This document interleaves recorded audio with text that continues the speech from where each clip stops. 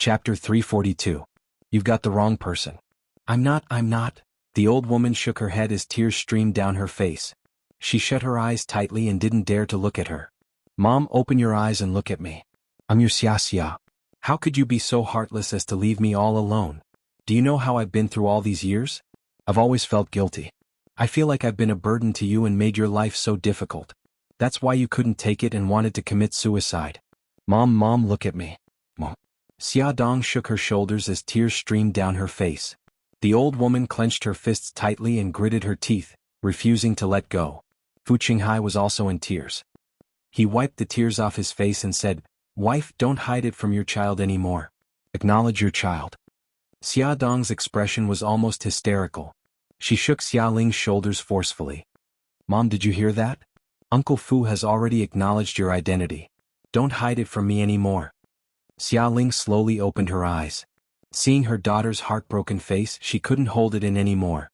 She hugged her tightly in her arms and cried bitterly. For a moment, there was only the sound of crying in the room. After a long time, Xia Dong wiped Xia Ling's tears with a tissue. She said in a choked voice, "Mom, I'm so happy that you're still alive. Mom, what difficulties are you facing? Why don't you want to acknowledge me?"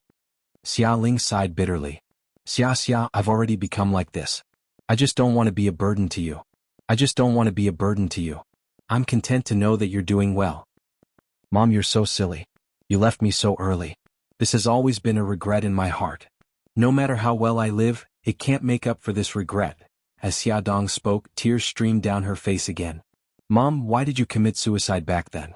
Was it really because of me? Silly girl, how could it be because of you? Xia Ling caressed her daughter's face lovingly and said in a choked voice, "For you, no matter how hard and tiring it was, I would have persevered. I actually didn't understand what was going on with the fire. That day, when you went to collect your acceptance letter, I suddenly felt a little dizzy at home. I was about to sleep for a while. I didn't expect that there would be a fire. If Uncle Fu hadn't arrived at that time, I would have been dead." Mom? Xia Dong hugged her tightly with lingering fear. Fu Qinghai said, "That day, I knew that you received your acceptance letter and believed that you would do well in the exam, so I bought some groceries and went to your house to celebrate with your mother. I didn't expect to see a sea of fire when I entered the house. The quilt was on fire and your mother was still lying on the bed, unconscious. I quickly pulled her out of the bed and carried her out the back door."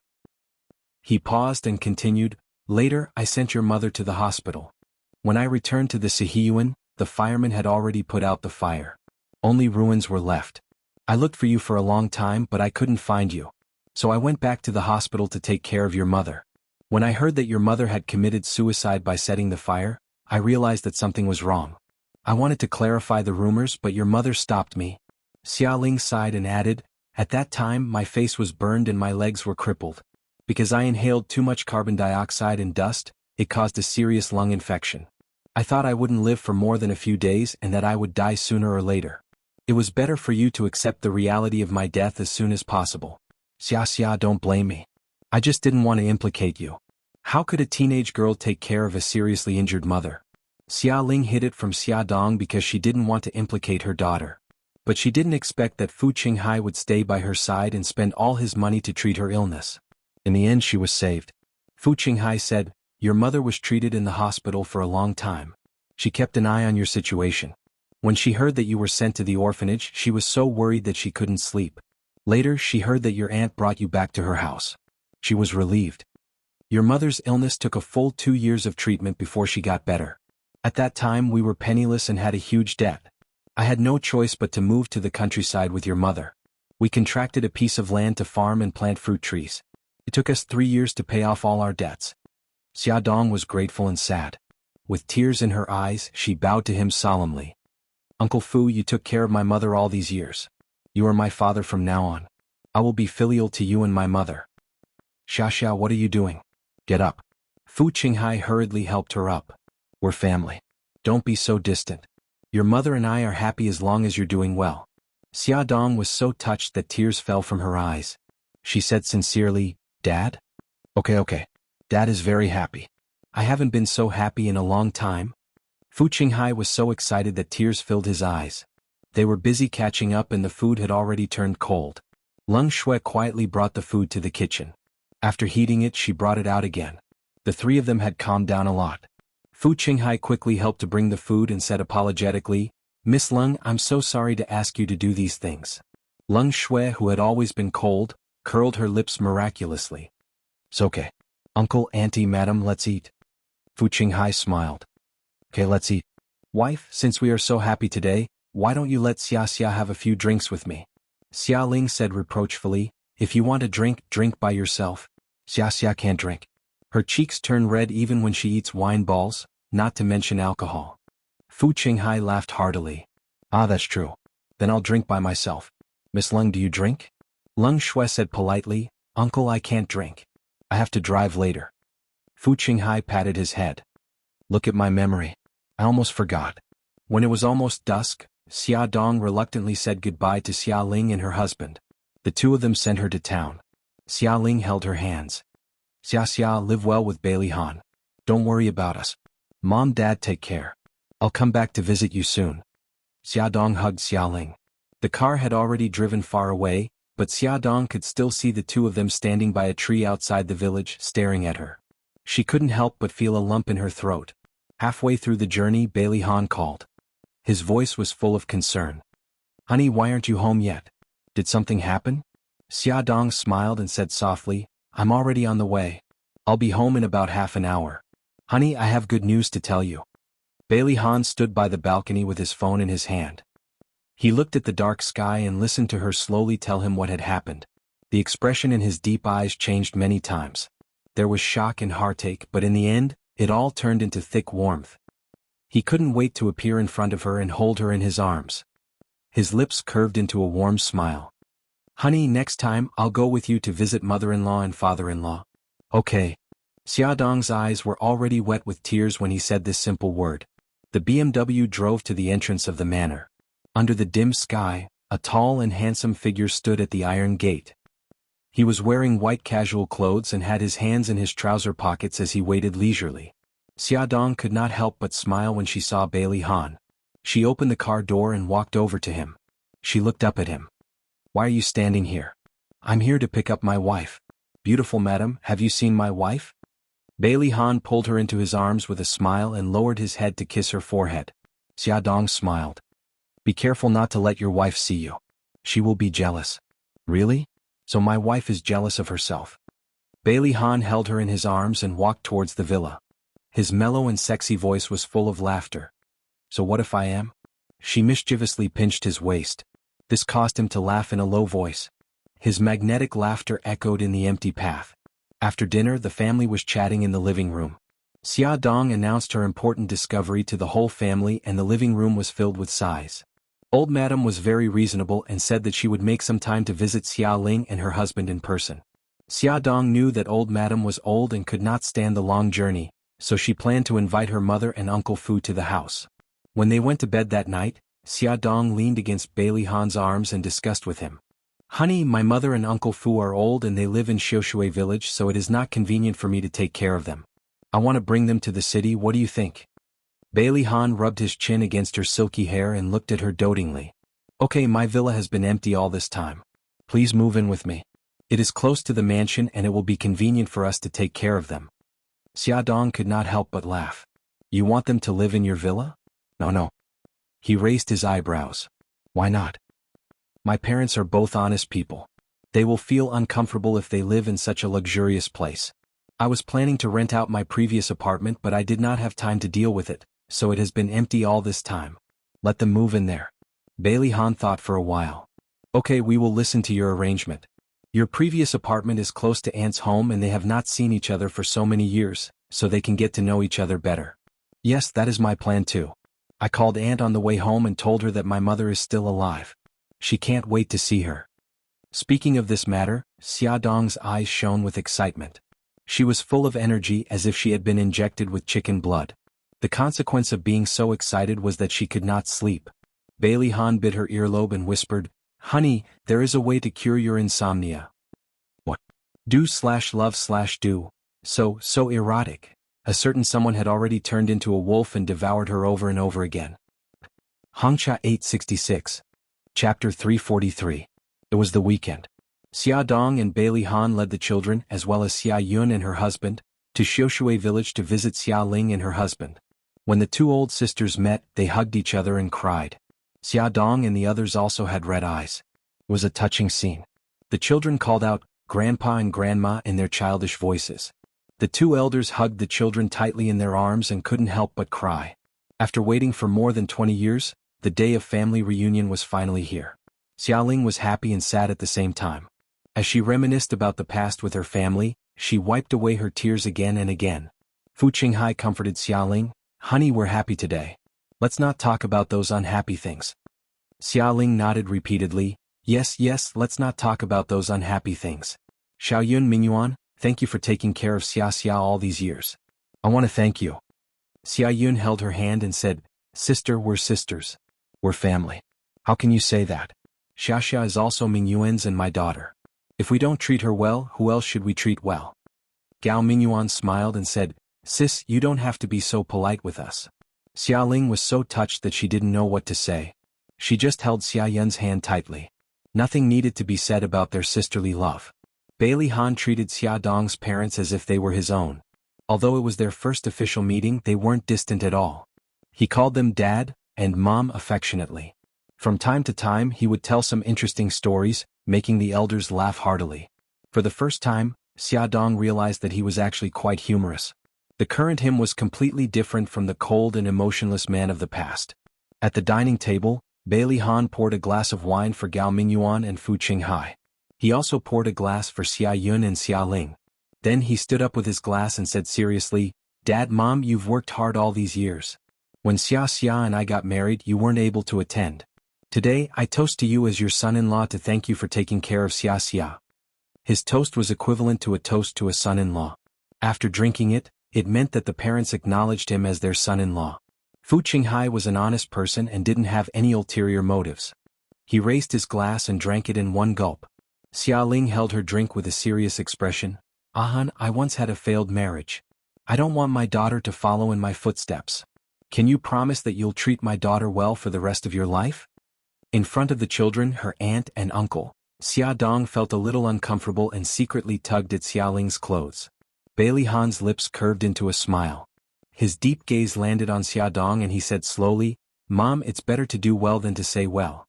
I will use my actions to prove to you that Xia will never regret marrying me. In this lifetime, I, Bailey Han, will never have another woman besides Xia Dong. Alright, I'm relieved to hear that. Xia Ling nodded her head in satisfaction before downing her drink in one gulp. After dinner, Xia Dong and Xia Yun helped Xia Ling clean up the dishes. Xia Ling smiled and said, Xiao Yun, you should rest. Let Xia help me clean up. Having received her mother's approval, Xia Dong was overjoyed. She cleaned up the dishes and wiped the table. Xia Ling couldn't help but laugh when she saw how happy she was. Silly girl. She's so happy even when she's working. Xia Dong laughed happily. Mom, you have no idea. I've dreamed of cooking and washing dishes with you like this for many years. Really? Xia Ling smiled and the wrinkles on her face relaxed. Today was the happiest day of her life in more than 20 years. Of course it's true. Xia Dong finished washing the dishes and wiped her hands. She hugged her mother's arm and leaned her head on her mother's shoulder. Mom, I still want to eat your osmanthus wine balls. I've been thinking about it for many years. Xia Ling poked her forehead and teased, I think that's the main point. Mom, it's good that you know. Don't expose me. You silly girl. Under the sunlight, the figures of the mother and daughter snuggled up to each other were projected on the window glass. It was warm and refreshing. In the courtyard, Bailey Han was sitting around the coffee table with a few elders and chatting. Most of the time, it was Fu Qinghai and Gao Mingyuan who were talking while Xia Yun played with the children. Bailey Han didn't feel bored. Instead, he listened attentively and occasionally interrupted to express his opinion. Fu Qinghai and the others liked such a polite young man like him.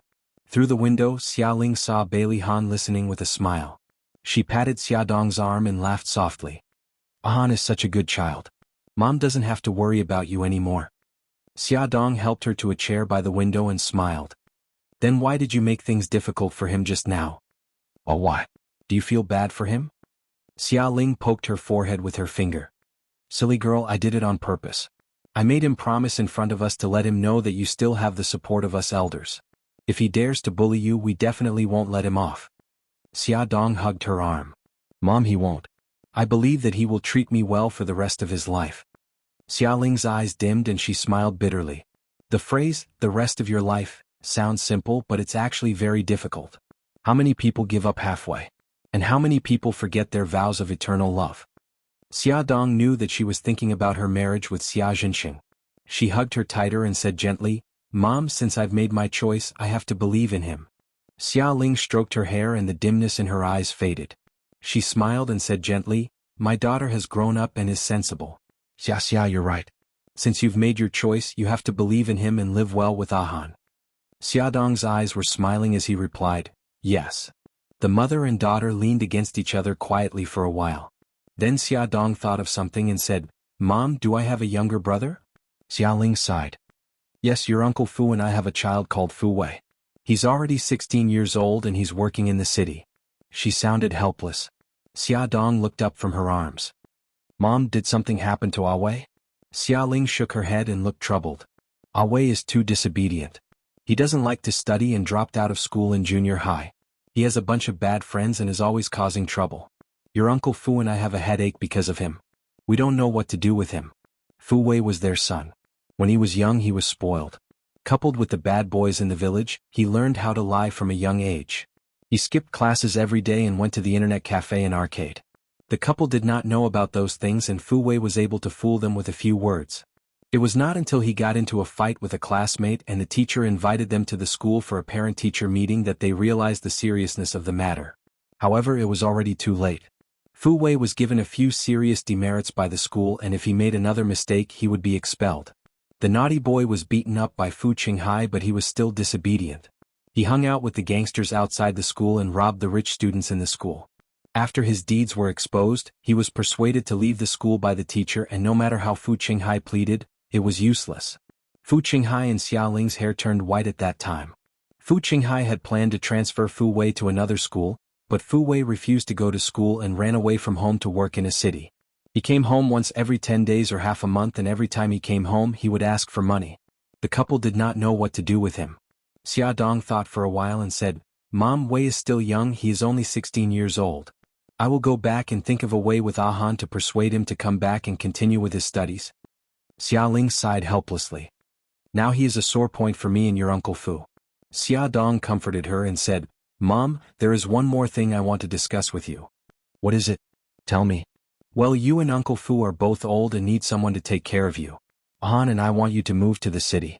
I have a 3-bedroom apartment in the city. It is just big enough for you and Wei to live in and it will be convenient for us to take care of you. What do you think? Xia Ling was startled. This is not a good idea. Why not? I'm your daughter, so I should take care of you. Mom, my apartment is only 2 kilometers away from Auntie's house. You can get to Auntie's house after taking a few bus stops. It's also convenient for you to visit each other. Just agree, okay? Xia Dong hugged her mother's arm and begged. Xia Ling was actually very happy that her daughter and son-in-law were thinking about the two of them. However, she still had many worries. Xia, will Ahan's family be unhappy that you're helping your family like this? Xia Dong laughed. Then you are worried for nothing. I already discussed it with my family last night and they all agreed. Ahan even said that you and Uncle Fu can move into his villa. Xia Ling said, No way, we are not used to living in a villa. That's what I said too, so Ahan gave up on the idea. Xia Dong laughed happily and swung her arms. Mom, can you talk to Uncle Fu and ask him to move to the city? Okay, I will discuss it with your Uncle Fu. But soon she was worried again. What about our strawberry garden? We still have a lot of harvest every year. Xia Dong suggested. How about we contract it to someone else? I have been doing it for more than 10 years, I really can't bear to do it. Mom, you and Uncle Fu have worked so hard for so many years, it is time for you to enjoy life. Don't think about those things anymore. Xia Ling shook her head. It is not that easy to move to the city. We don't have jobs, how are we going to support ourselves? Which of our daily necessities does not cost money?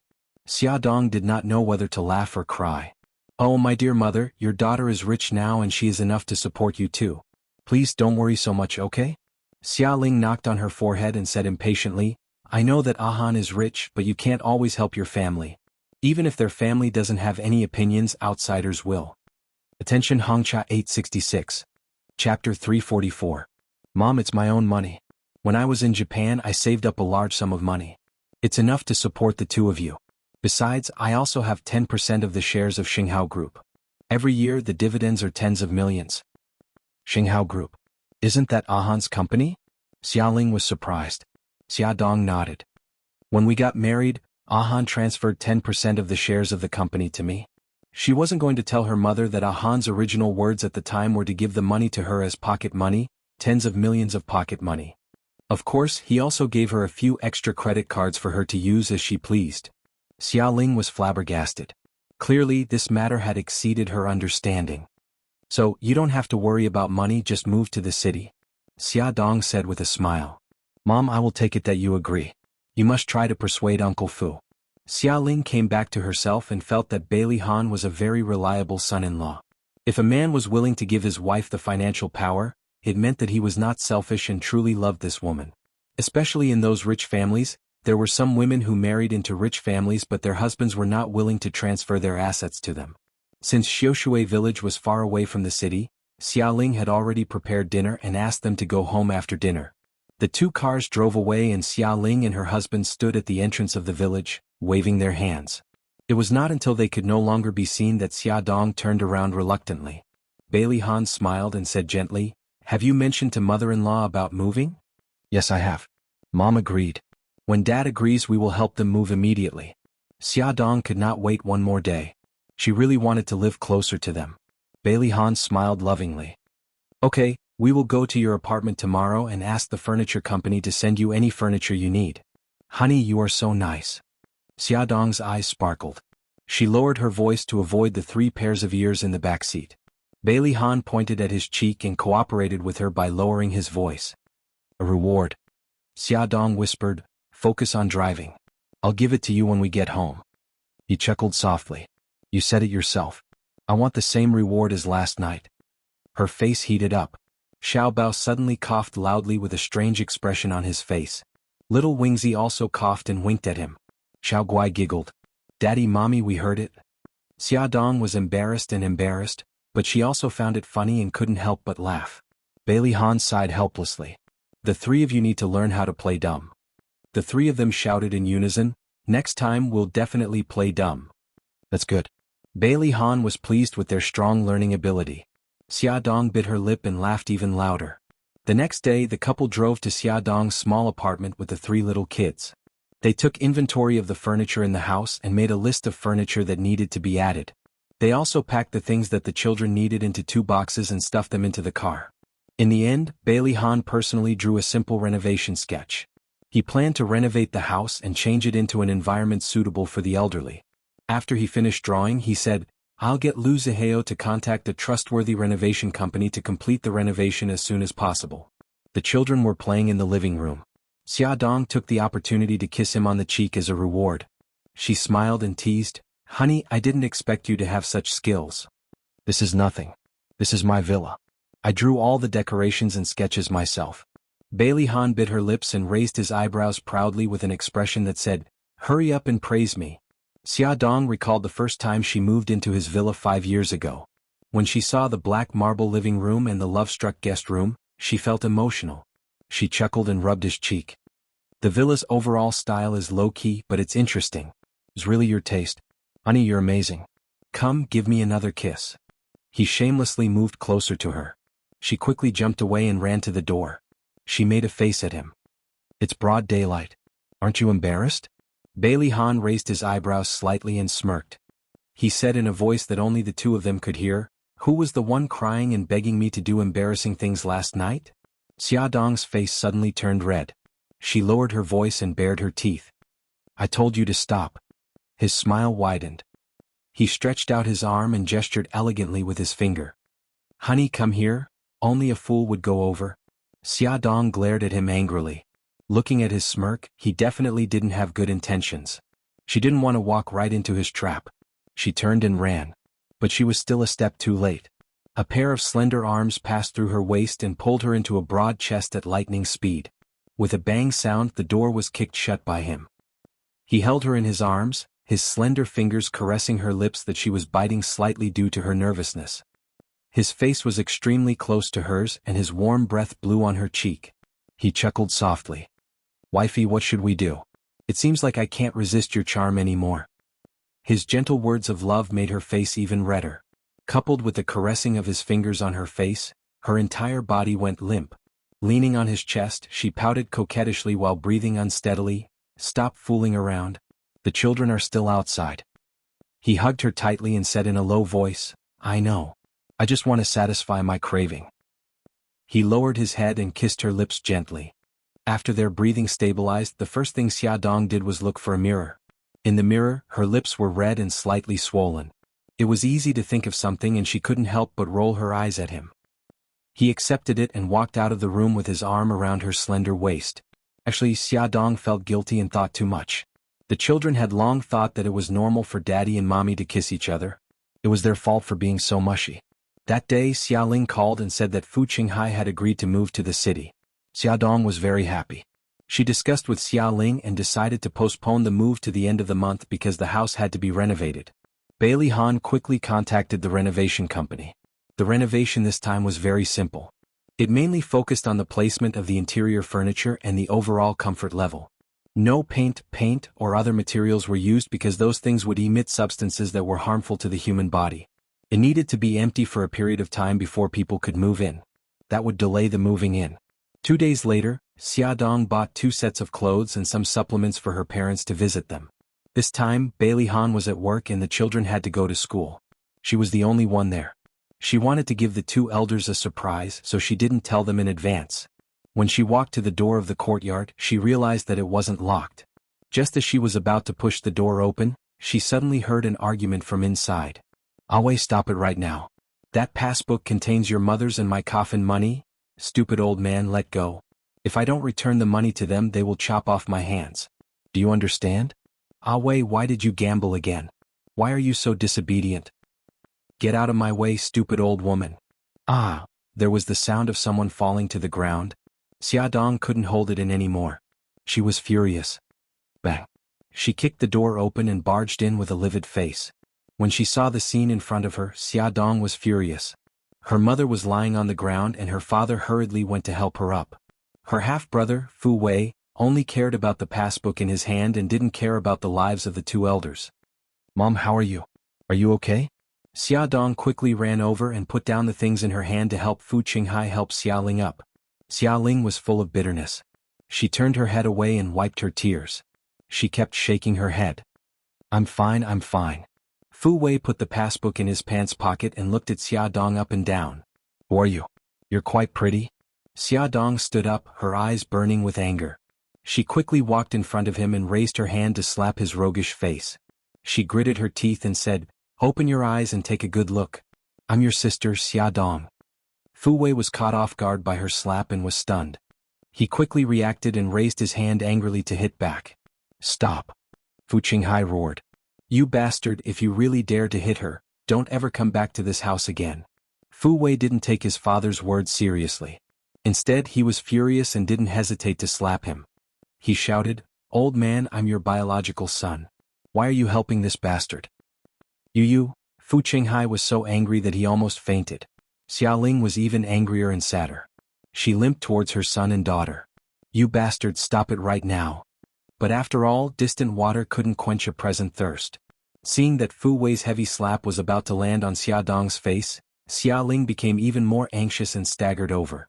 Fu Qinghai also came over to stop her, but Xiaodong suddenly grabbed Fu Wei's wrist tightly. At first, Fu Wei didn't take her seriously and reached out to hit her with his other hand. In the end, she also grabbed his wrist. His face gradually turned from red to white. Ouch, ouch, ouch. Hurry and let go. Damn it, this woman looks so thin and weak. How is she so strong? Xiaodong stared at him coldly. Apologize to mom and dad. Fu Wei's forehead was covered in cold sweat from the pain. He hurriedly said, Dad, Mom, I'm sorry. I was wrong. Fu Qinghai and Xiaoling were stunned. They didn't expect their daughter to be so powerful. Now can you let go of me, sister? Fu Wei's wrist hurt so much that he squeezed out an ugly smile. Welfare Hongcha 866.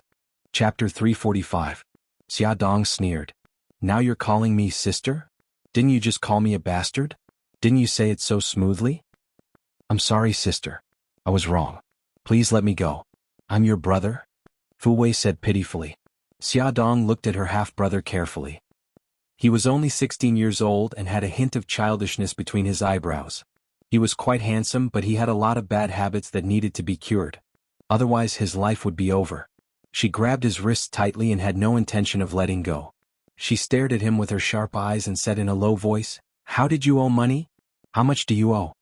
Fu Wei's hands were grabbed and were in so much pain that he didn't have the ability to think anymore. He told her all the mistakes he had made. I gambled with someone and lost 100,000. 100,000? This amount of money was not a small sum for the poor Fu Qinghai and his wife. The two of them supported each other and almost fainted. Xiaodong was furious. This brother of hers was really useless. Of all things to learn, he had to learn gambling. She suddenly lifted her leg and kicked his knee. His legs went soft and he fell to his knees with a thud. She pulled his wrist hard and he grimaced in pain. Ouch, ouch, ouch. Sis, please spare me, Xiaodong said angrily. Kneel in front of Dad and Mom now and reflect. Yes. Dad, Mom, I was wrong. Hurry up and ask Sister to let go of me. I'm going to die from the pain. Fu Wei started to cry. His eyes were filled with tears and his face was twisted in pain. He looked extremely pathetic. Xia Ling saw her son in such a pitiful state and couldn't bear it. Just as she was about to say something, Fu Qinghai suddenly grabbed her wrist and shouted, "You bastard, your sister is right. You have to reflect today."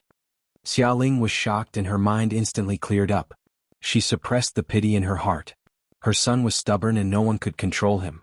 Now that Xiaxia could control him, it was a good thing. She hoped that she could pull him back from the wrong path. Xiaodong flung Fu Wei's wrist away. She didn't care about his crying face and strode to her parents. She brought 2 chairs for them to sit down and whispered in Fu Qinghai's ear, "Dad, if you don't mind, let me handle this." Fu Qinghai couldn't wait for Xiaodong to tame his son. He nodded and deliberately said in a loud voice, "Xiaxia, I'll leave that bastard to you. Teach him a lesson. Don't worry about us." Fu Wei, he cried. "Dad, Mom, Sis, I know I was wrong. But... Sister?" Xiaodong said coldly, "Wei, how long have you been working?" Fu Wei was stunned. He didn't expect her to suddenly ask such an irrelevant question. Xiaodong said sternly, "I'm asking you, how long have you been working?" 2 years. "How much savings do you have now?" No. Xiaodong's tone turned cold. "You don't have a single cent?" Fu Wei shrunk his neck and shivered. "Yes." He dropped out of school at the age of 14. After that, he ran to the city to work. Regular factories didn't dare to take in child laborers. He finally found a job as a waiter in a small restaurant. However, because the salary was too low and the work was too hard, he ran away after a month. After that, he mingled with a group of hooligans. He collected protection money, fought with people, and did a lot of petty theft. However, because he squandered money whenever he was rich, he didn't save a single cent. Instead, he often asked his parents for money. Especially after he became addicted to gambling, his behavior became worse. If his parents didn't give him any money, he would openly rob them. Worse, he would even use his fists and legs. Xiaodong slammed the coffee table and said angrily, "Fu Wei, you're already 16 years old. You're an adult. You don't do a proper job all day. You only know how to ask your parents for money. Don't you have any sense of shame?" Fu Wei suddenly raised his head and stiffened his neck. "It's their fault that I'm like this today. Good, very good.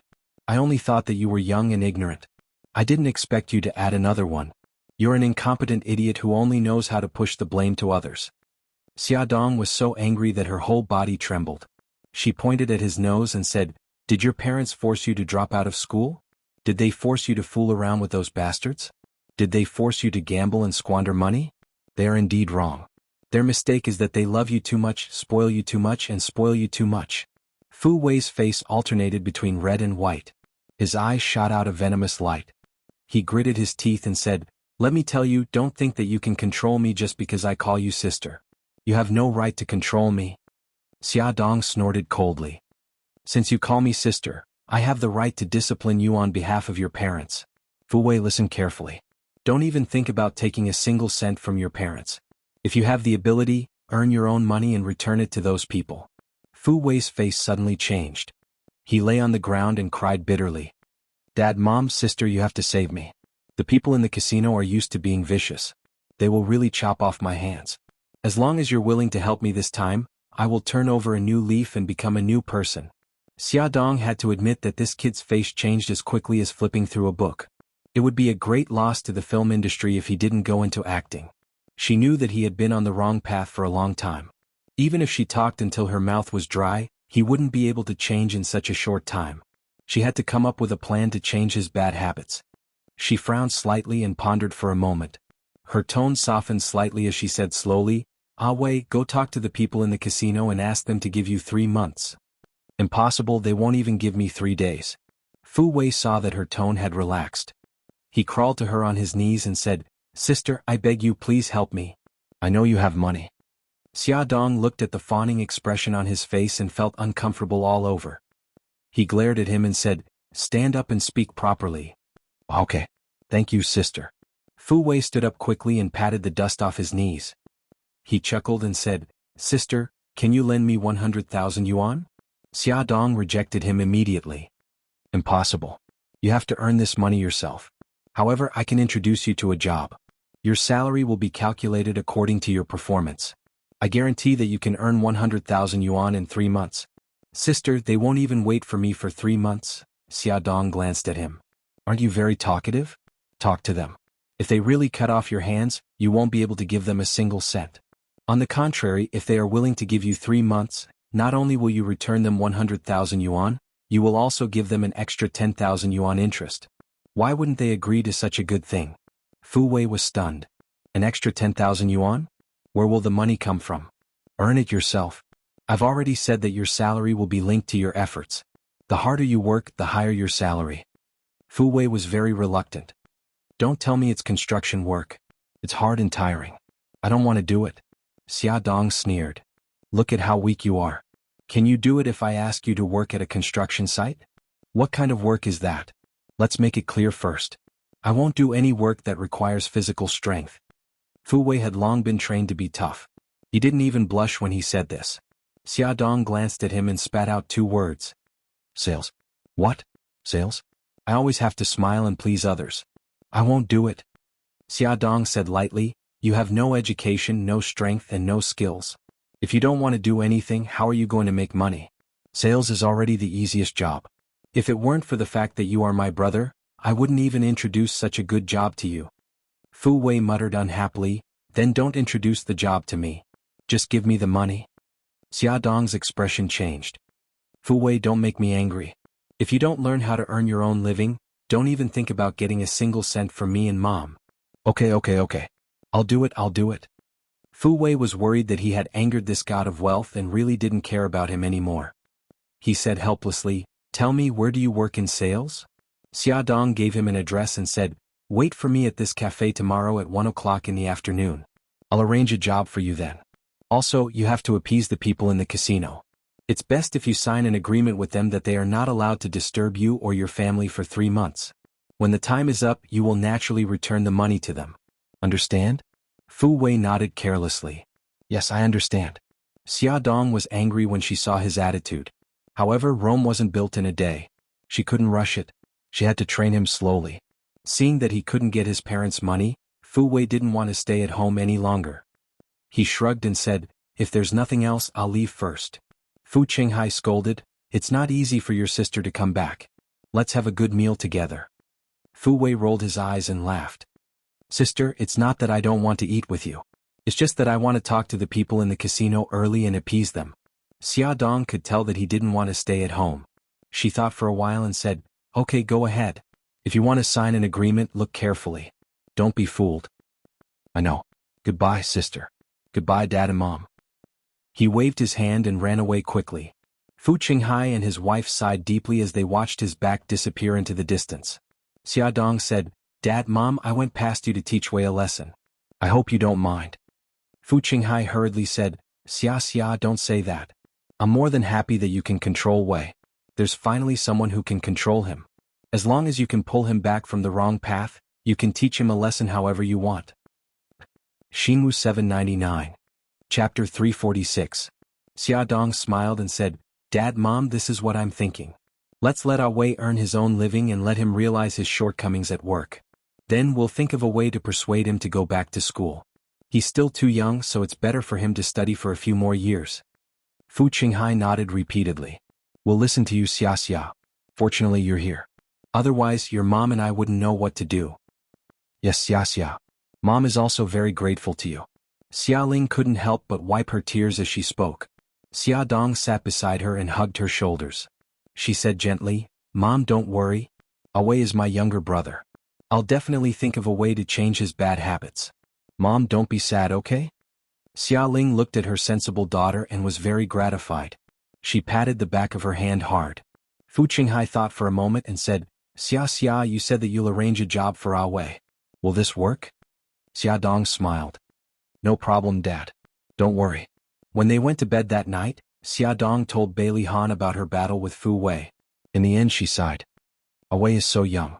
I didn't expect him to become like this. It looks like it'll take a lot of effort to change him. Bailey Han hugged her in his arms and said, Don't worry. I'm still here. I'll show him how powerful I am as his brother-in-law. Xiaodong's lips curled into a smile. Oh yeah, I almost forgot. You're the famous young master of the Dragon Gang. He stroked her hair and smiled. You said that you'll arrange a job for Awei. Don't tell me you want him to enter my company? Her eyes narrowed dangerously. What? You're not willing? He chuckled softly. Of course not. I'm just worried that if he enters my company, he'll use my name to throw his weight around. Xiaodong frowned. That's right. With his personality, he would really do something like that. Bailey Han reached out to rub the creases between her eyebrows and said gently, Don't worry, I have a way. I have a friend who opened a software development company. They've developed a new hotel management program, and the employees in the marketing department will get a 10% commission if they sell a set of software. As long as Awei is willing to work hard, it won't be hard for him to earn 30,000 a month. She didn't expect that he had already thought of a countermeasure while listening to her story. Xiaodong was extremely touched. She hugged him tightly and rubbed her head against his chest. Hubby, you're the best. My wife's business is also my business. Of course, your husband will go through fire and water without hesitation. Bailey Han was lying flat on his back. He took the opportunity to lift her up and let her lie on top of him. Their bodies fit together without any gap. Xiaodong leaned her head against his chest and listened to his steady heartbeat. She said softly, Hubby, do you think Awei can last for 3 months? His left hand rested on her waist and his right hand stroked her back. His eyes were filled with tenderness. I don't know either. I hope he can hold on. If he can't, we'll think of a way to make him hold on. She nodded and said helplessly, Awei's matter has made me reflect on myself. I shouldn't spoil the children too much, lest I spoil them. It looks like I'll have to be stricter in the future. Bailey Han chuckled softly. A loving mother and a strict father. You play the good cop and I play the bad cop. I promise I won't let them go astray. Okay. She looked up and smiled as she kissed his chin. Honey, the conversation is over.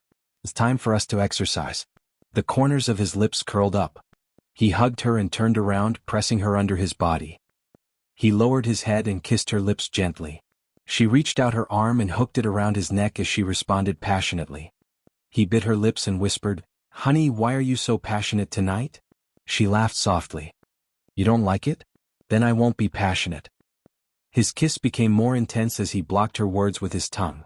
He used his actions to tell her that he loved her passion to death.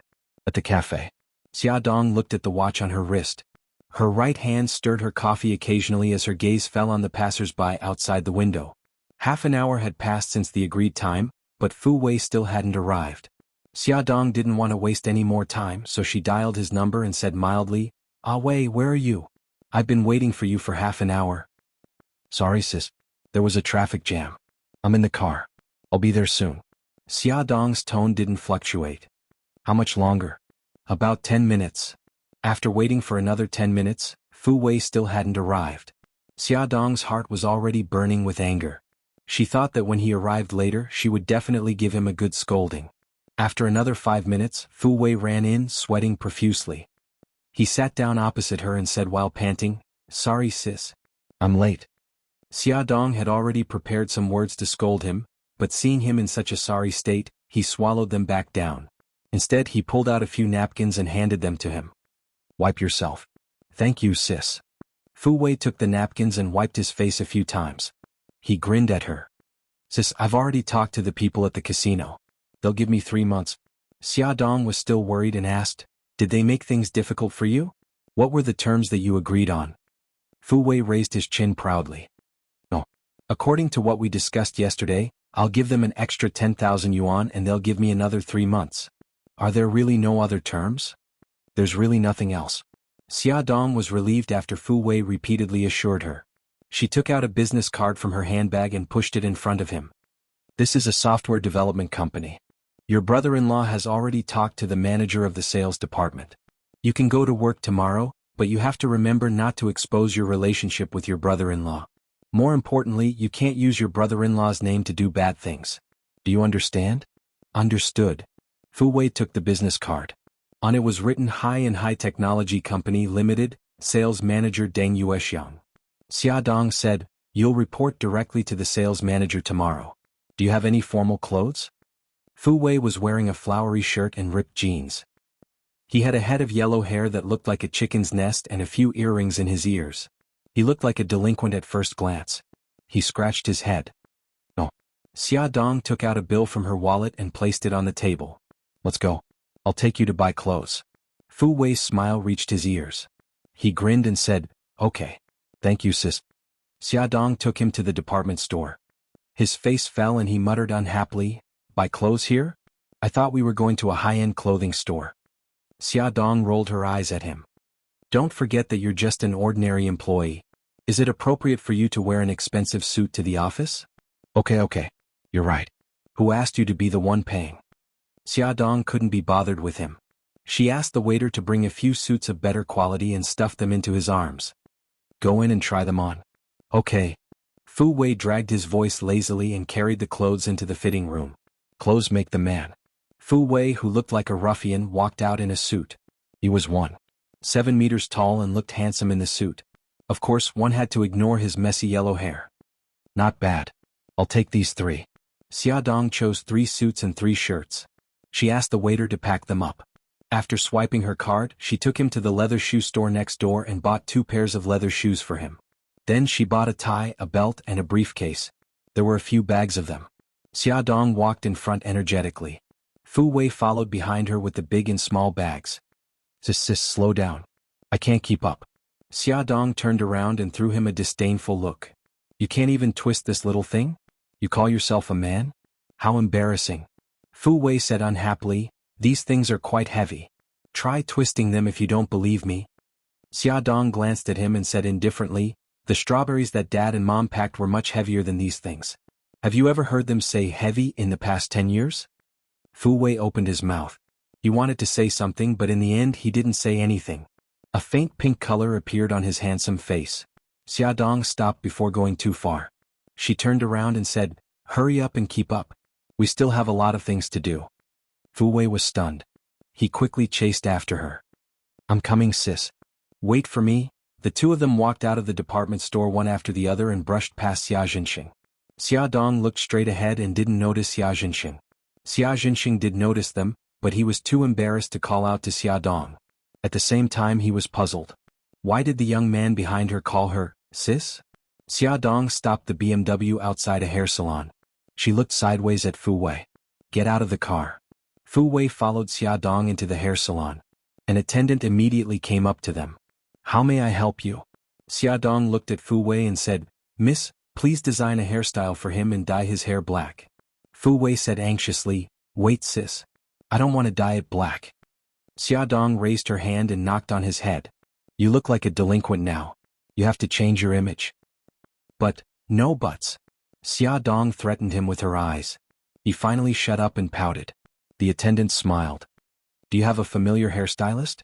Xia Dong said, "No." "Arrange for your head hairstylist." "Okay, this way please." Xia Dong sat in the waiting room, flipping through the magazine in her hand. 2 hours later, Fu Wei's hairstyle was finally done. When he appeared in front of her, she almost couldn't believe her eyes. At Xianhu 799. Chapter 347. Fu Wei was now wearing a white shirt and black trousers. His refreshing black hair was suffused with a rich luster, and his irregularly cut bangs were slanted to one side. It was very well groomed, making his handsome face look even more delicate and handsome, and also very capable and experienced. Xia Dong smiled with satisfaction. She walked in front of him and reached out her hand to his ear. He quickly covered his ear. "Sis, my dear sister, I'm only left with this personality thing. Leave it for me." Don't even think about it. Xiaodong pried his fingers away, took off the earring on his ear and threw it into the trash can. Fu Wei looked sad and stared at the trash can. Alright, look at you. Xiaodong pushed his shoulder. Look at yourself in the mirror. Fu Wei turned around and looked at himself in the mirror. He was in a suit and had a handsome hairstyle. However, the expression on his face and his body movements were too ugly. He looked like a hooligan who wore the wrong clothes. Raise your head, chest, stomach and butt. Xiaodong used a magazine to pat the corresponding parts of his body. She said in a serious voice, put away that wretched expression of yours. From today onwards you're a white-collar worker. White-collar? This word was very distant and unfamiliar to Fu Wei. He didn't know why, but when he looked at himself in the mirror he suddenly had a strange feeling. He subconsciously followed Xiaodong's action of patting him with the magazine and raised his head. He gradually restrained the expression on his face and imitated the white-collar workers on the street. The corners of his lips curled up slightly, revealing a trace of a smile. The image in the mirror immediately changed. Although his face still had a childish look, he was handsome, tall, and cultured. Very good. Xiaodong didn't hide her admiration for him and patted his shoulder. That's how it should be. Awei, congratulations on taking the first step. Remember, a person's image is very important because the first impression others have of you starts from your clothes and appearance. Clothes not only leave a sense of beauty, but also reflect your personal temperament, character, and inner world. Appropriate speech and generous behavior are the second step. Come, I'll take you to a place. Fu Wei had a magical feeling as if he had stepped into another world. This was the first time he felt that when he put on clothes, his words and actions would involuntarily lean towards that kind of image. Xiaodong brought him to an etiquette training center. The instructor was called Belinda. When Xiaodong was the editor-in-chief of Glamour magazine, she had done an exclusive interview with Belinda, so the two of them had a private relationship. Belinda was a tall and charming lady with a head of beautiful brown curly hair. She enthusiastically stretched out her arms and hugged Xiaodong, exclaiming happily, "Wow, Xiaodong, what brings you here?" Xiaodong smiled. "Belinda, your career is getting better and better. Congratulations." Belinda shrugged and teased, "How can they compare to you? Your husband is handsome and rich, and your children are cute and obedient. You're the envy of all women." "You're just teasing me." Xiaodong hurriedly pulled Fu Wei over and said, "Belinda, this is my brother Fu Wei. He just stepped into society. Please teach him some basic etiquette." "Sure, no problem. You know that my classes last a week. Does your brother have time?" "Yes." Xiaodong turned to Fu Wei. "Wei, talk to Belinda first." Belinda stretched out her right hand and smiled. "Hello, Fu Wei. I'm the etiquette teacher, Belinda." Fu Wei awkwardly stretched out his right hand and shook hers. He murmured, "Hello, teacher." Belinda's smile widened and she said affectionately, "Just call me Belinda. I'll call you Wei." Fu Wei's fair face was tinged with a blush. Belinda's etiquette class started at 7 p.m. every day and lasted for an hour and a half for 7 days. Xiaodong repeatedly reminded Fu Wei to go to Belinda's studio for training starting tomorrow after work. After coming out of the studio, the fearless Fu Wei doubted himself for the first time. He leaned against the passenger seat dejectedly. Xiaodong glanced at him. "What's wrong?" Fu Wei mumbled, "I don't know if I can do it well." Xiaodong knocked on his head. "Cheer up. You haven't even started working hard and you're already discouraged? Think about the 100,000 yuan you owe. Do you want them to chop off your hands?" Fu Wei quivered. "Of course not. That's good. Report to the company tomorrow and work hard." Fu Wei pursed his lips. "Got it." Xiaodong looked at her watch. It was actually dinner time. She glanced at the street outside the window and said, "What do you like to eat? Let's eat together." Fu Wei chuckled. "Century brocade." Xiaodong rolled her eyes. "You haven't even started earning money and you're already so extravagant." "Western food, stingy?" Xiaodong thought for a while and asked, "Ah Wei, do you think your brother-in-law is rich?" At the mention of this, Fu Wei immediately perked up. His eyes shone with a green light. "Of course he's rich. Isn't he number 1 on the rich list of City A? Sis, can I go directly to brother-in-law's company?" Xiaodong said earnestly, "Ah Wei, do you know how your brother-in-law got his achievements and status today?" Fu Wei pursed his lips. "It's because of his father. Tell me, why don't I have a rich father?" Xiaodong's mouth twitched. She had the urge to throw this kid out of the car window. She coughed and said, "When your brother-in-law founded Xianxia Group, he didn't rely on his family. He relied on his own abilities." Fu Wei's eyes widened. You're lying. I don't believe you. You don't believe me? Then I'll tell you. Xia Dong started to talk about how Bailey Han started to learn martial arts when he was 4 years old. She talked about how he was a good student since he was a child. His family was strict. In order to improve himself, he never played games like other children. When she talked about how Bailey Han was thrown on an isolated island at the age of 16 to train for his coming-of-age ceremony, the car arrived at a Western restaurant. She stopped the car and said, "We're here. Get out of the car. I'll tell you when we eat." In the restaurant, Xia Dong continued the topic from before and said, when your brother-in-law was 20 years old, he had already obtained a doctorate from Harvard Business School.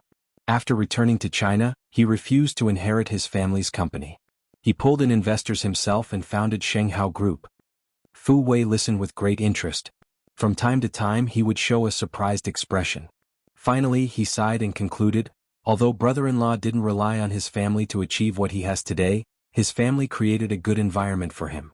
This is also inseparable from his success. In the end, it's better to be born in a rich family. After saying that, he added enviously, if only I was born in a rich family. Xia Dong had the urge to smash the bowl. She clenched her hands tightly and suppressed the impulse. She said in a deep voice, Wei, although your living environment is not as good as your brother-in-law's, your parents have never mistreated you in terms of living and education. It's you who didn't learn well. Even dropping out of school was your own idea. Why don't you know how to reflect on yourself? Fu Wei wanted to refute, but Xia Dong beat him to it. She said, the reason why your brother-in-law is successful is that he is good at learning and improving his ability. There's a saying that knowledge can change one's fate. Don't tell me that you haven't heard of it. Fu Wei's lips moved. He snorted and said angrily, Sis, don't preach to me. It's useless to say so much to me. Xia Dong gritted her teeth and struggled. Finally, she glared at him and pushed her plate in front of him. You eat it all. I've lost my appetite because of you. Okay. Fu Wei didn't feel guilty at all. He smiled and moved the steak from her plate to his. Xia Dong looked at his greasy mouth and couldn't help but shake her head. After dinner he received a call. It was as if he had been injected with chicken blood. He waved at Xia Dong and said, Sis, I'm leaving. I have something to do. Xia Dong grabbed his collar. Where are you going? Although he deliberately lowered his voice when he answered the call, she still heard him say, Wait for me. I'll be right there. Fu Wei's face was bitter. Sis, my friend asked me out to play. Let go of me. No. From today onwards, you have to cut ties with those bad friends of yours. If you hang around with them, you'll never be able to walk the right path. Xia Dong snatched the phone from his hand without giving him a chance to explain. He searched through the call log for the number he had just received and dialed it. Sis, give me back my phone. Fu Wei rushed over to snatch the phone. Xia Dong quickly dodged and nimbly avoided him. Hey Wei, didn't I say we were at the rave bar? Why are you calling again? It was extremely noisy on the other end of the line. Xia Dong said coldly, Wei won't be going over. If you have any problems in the future, don't look for him. Hey, who are you? You're so arrogant. I'm his guardian. Don't harass him in the future. After Xia Dong said this, she didn't wait for the other party to reply. She hung up the phone and turned it off. She took out the SIM card from the phone and casually put it in her handbag. Her actions were done smoothly. Fu Wei was stunned for a second before he reacted. He shouted angrily, Xia Dong, who allowed you to do this? Hurry up and give me back my phone and SIM card. Xia Dong suddenly turned her head and stared at him with a sharp gaze.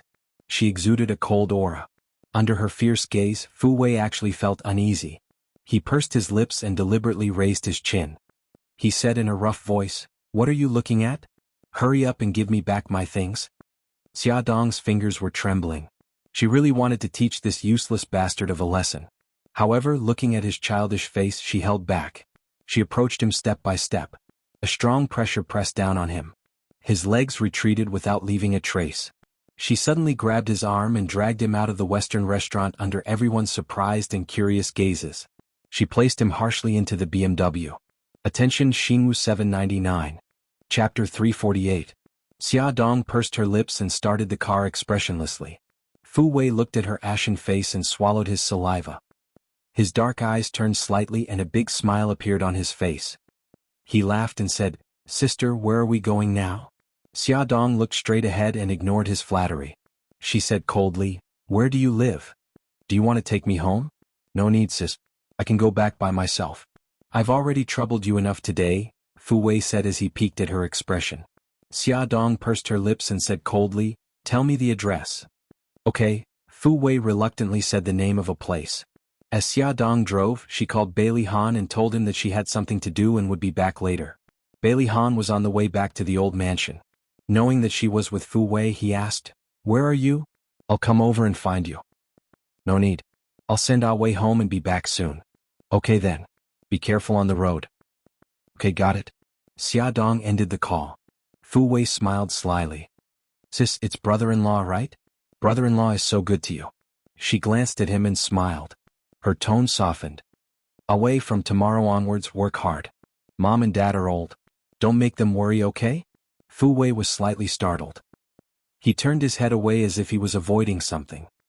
He looked out of the window at the hurried pedestrians on the street and remained silent. The smile on Xia Dong's face faded. She didn't say anything and drove to the destination in silence. This was an old city district. The streets were narrow and the houses were low and old. There were many food stalls on the roadside. Many young men with tattoos on their bodies were sitting at the stalls on the roadside, drinking and playing finger-guessing games with their companions. Their shouts and curses were intertwined together. The BMW stopped by the roadside and attracted the attention of many delinquents with dyed hair. Xia Dong didn't seem to notice their strange looks. She calmly got out of the car and locked it. She said to Fu Wei, let's go. Lead the way. Those things? Fu Wei glanced at the trunk. Xia Dong said indifferently, no hurry. Fu Wei didn't understand what she was up to. He scratched his head and led her into a dark alley. He walked in front and reminded her, sis, be careful. The road here isn't easy to walk on. Xia Dong nodded and followed him forward. They stopped in front of a small 3-story building. The building was very old and looked quite old. The two of them climbed up to the 3rd floor. Fu Wei took out the key and opened the door. After he went in, he blocked Xia Dong at the door and chuckled. Sister, the room is very messy. Why don't you not come in? Xia Dong's ears were sharp. She could already hear the sounds of a man and a woman coming from inside. Her face instantly turned ugly. She lowered her voice and asked, what's going on? Fu Wei scratched his head awkwardly. It's my friend and his girlfriend. They have nowhere to go, so they're at my place. Xia Dong was so angry that she almost vomited blood. She couldn't imagine what he was thinking about when he was at the age where he was curious about women. Her face was cold. She poked his forehead with her finger and gritted her teeth. Did you play with women? No, I really didn't. Fu Wei hurriedly shook his head. Afraid that she wouldn't believe him, he even raised his hand and swore. I swear I really didn't. Xia Dong's face looked better. She pulled him over and pushed him out of the door. She held the door with her right hand and deliberately slammed the door with a loud bang. Fu Wei hurriedly pulled her back. Sis, what are you doing? Xia Dong said indifferently, to remind them that someone is coming. She lifted her chin. You turn around. He looked pitiful. Why don't we wait a little longer? Xia Dong glared at him and said sternly, turn around. He hurriedly turned around and heard her footsteps as she walked into the room. It was a standalone bedroom with a bathroom. It was less than 10 square meters. Clothes and pants were strewn all over the floor. The shabby sofa was filled with junk. Most importantly, there were 2 people lying on the double bed, a man and a woman. Both of them were wrapped in blankets. They poked their heads out and stared at Xia Dong. Obviously, they had heard the conversation between Xia Dong and her brother at the door. The man said uncomfortably, Sis, don't be angry. We'll leave immediately. Xia Dong said indifferently, you don't have to leave. Wrap yourself in blankets and don't come out. Away, come in. Fu Wei hurriedly ran in and stood behind Xia Dong. He winked at the couple on the bed with a gloomy face. Xia Dong said expressionlessly, Ah Wei, pack up your valuables and come with me. Fu Wei, who was making eye contact with his buddy on the bed, was stunned when he heard this. Where are we going with you? Moving. Xia Dong said indifferently. She raised her hand and looked at her watch. I'll give you 5 minutes. Hurry up. I'll wait for you at the door. I'm not moving. Although his little house was not in good condition, it was in a good location. There were places to eat, drink, and play when he went out. Stop talking nonsense. You don't have the right to say no. Xia Dong stared at him coldly. You still have 4.5 minutes. Fu Wei was scolded by her in front of his friends. He felt embarrassed and said unhappily, I don't want you to care. I'm not moving. Xiaodong nodded. Okay, then you can stay here. You don't have to go to work tomorrow. Let the people at the casino chop off your hands. After she finished speaking, she walked out without looking at him. Fu Wei hurriedly grabbed her arm and squeezed out a smile. Sis, don't be rash. I'm just joking. Wait for me. I'll be out soon. Xiaodong replied indifferently with an and walked out of the door without looking back. As soon as she left, Fu Wei's face fell.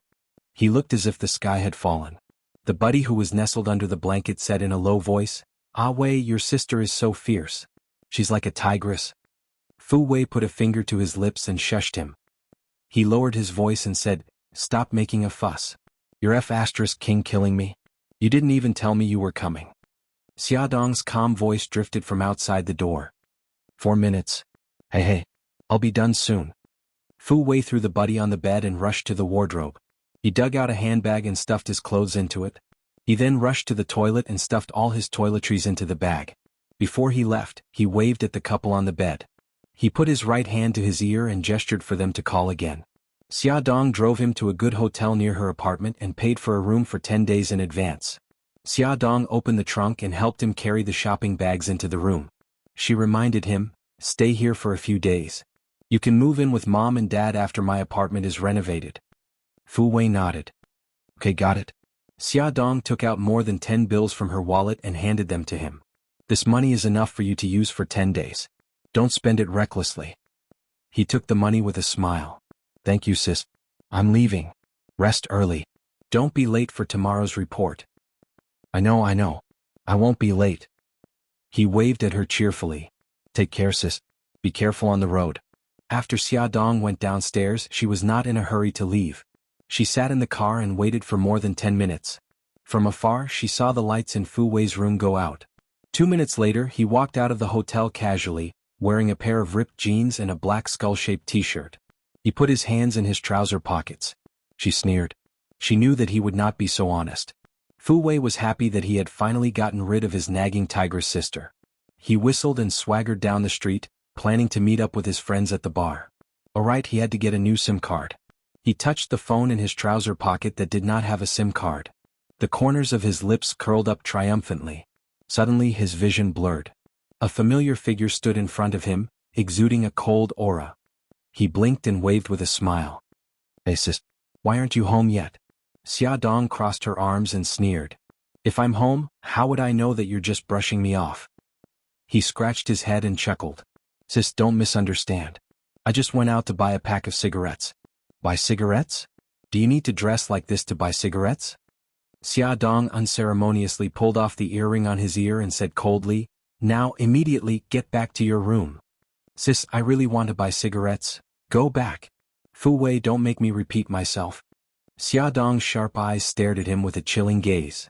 Okay, Fu Wei hung his head and slowly went upstairs. Xiaodong watched his back disappear at the top of the stairs before returning to the car. Beilihan called. Honey, why aren't you back yet? Didn't things go well? Xiaodong put one hand on her forehead and said helplessly, Ah Wei, it's really? She explained the situation briefly. I'm worried that he'll go out and fool around again after I left. Beilihan paused and said, The Dragon Gang has a branch nearby. I'll send someone to watch Ah Wei. Okay. Thank you, hubby. Beilihan said gently, Don't worry. Come back quickly and drive carefully. Okay, got it. She smiled and her gloomy mood was swept away. Just as Xiaodong had expected, half an hour after she left, Fu Wei couldn't hold back his restless heart and rushed downstairs. However, before he could step out of the hotel, a cold-faced man in a black suit stopped him and said coldly, Young Master Fu, please go back. Who are you? Why are you stopping me? The man said coldly, I was sent by young madam to watch you. Young Master Fu, you can go back to your room. *CK, what is this? Fu Wei grabbed his hair in frustration and went upstairs helplessly. It seemed that his plan to have fun tonight was ruined. xianxia 866. Chapter 349. The sales manager, Deng Yuexiang, knew that Fu Wei was Beilihan's brother-in-law, but Beilihan had already told him not to give Fu Wei any special treatment. He was to be treated as a newcomer in the sales department, and to be trained as he should be.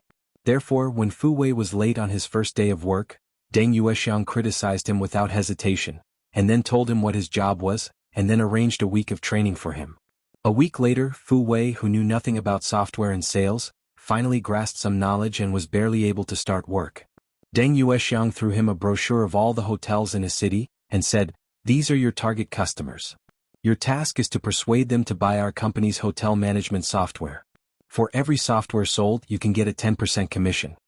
Fu Wei calculated silently in his heart. A software package cost more than 50,000 yuan, and a 10% commission would be more than 5,000 yuan. Every month, as long as he sold 8 software packages, he could easily save enough money to pay off his gambling debts. If he sold a few more software packages every month, he could live a well-off life. Perhaps because of his sales prowess, he could even be promoted, get a raise, become a general manager, become a CEO, marry a beautiful woman, and climb to the pinnacle of life. Just thinking about it makes me excited. Fu Wei's blood was boiling. He hugged the thick stack of documents and began to daydream.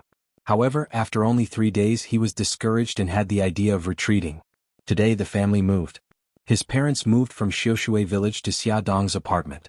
After Fu Wei got off work, he also moved from the hotel to the apartment under the surveillance of the bodyguards. Bailey Han ordered a table of dishes in the hotel, especially to celebrate their housewarming.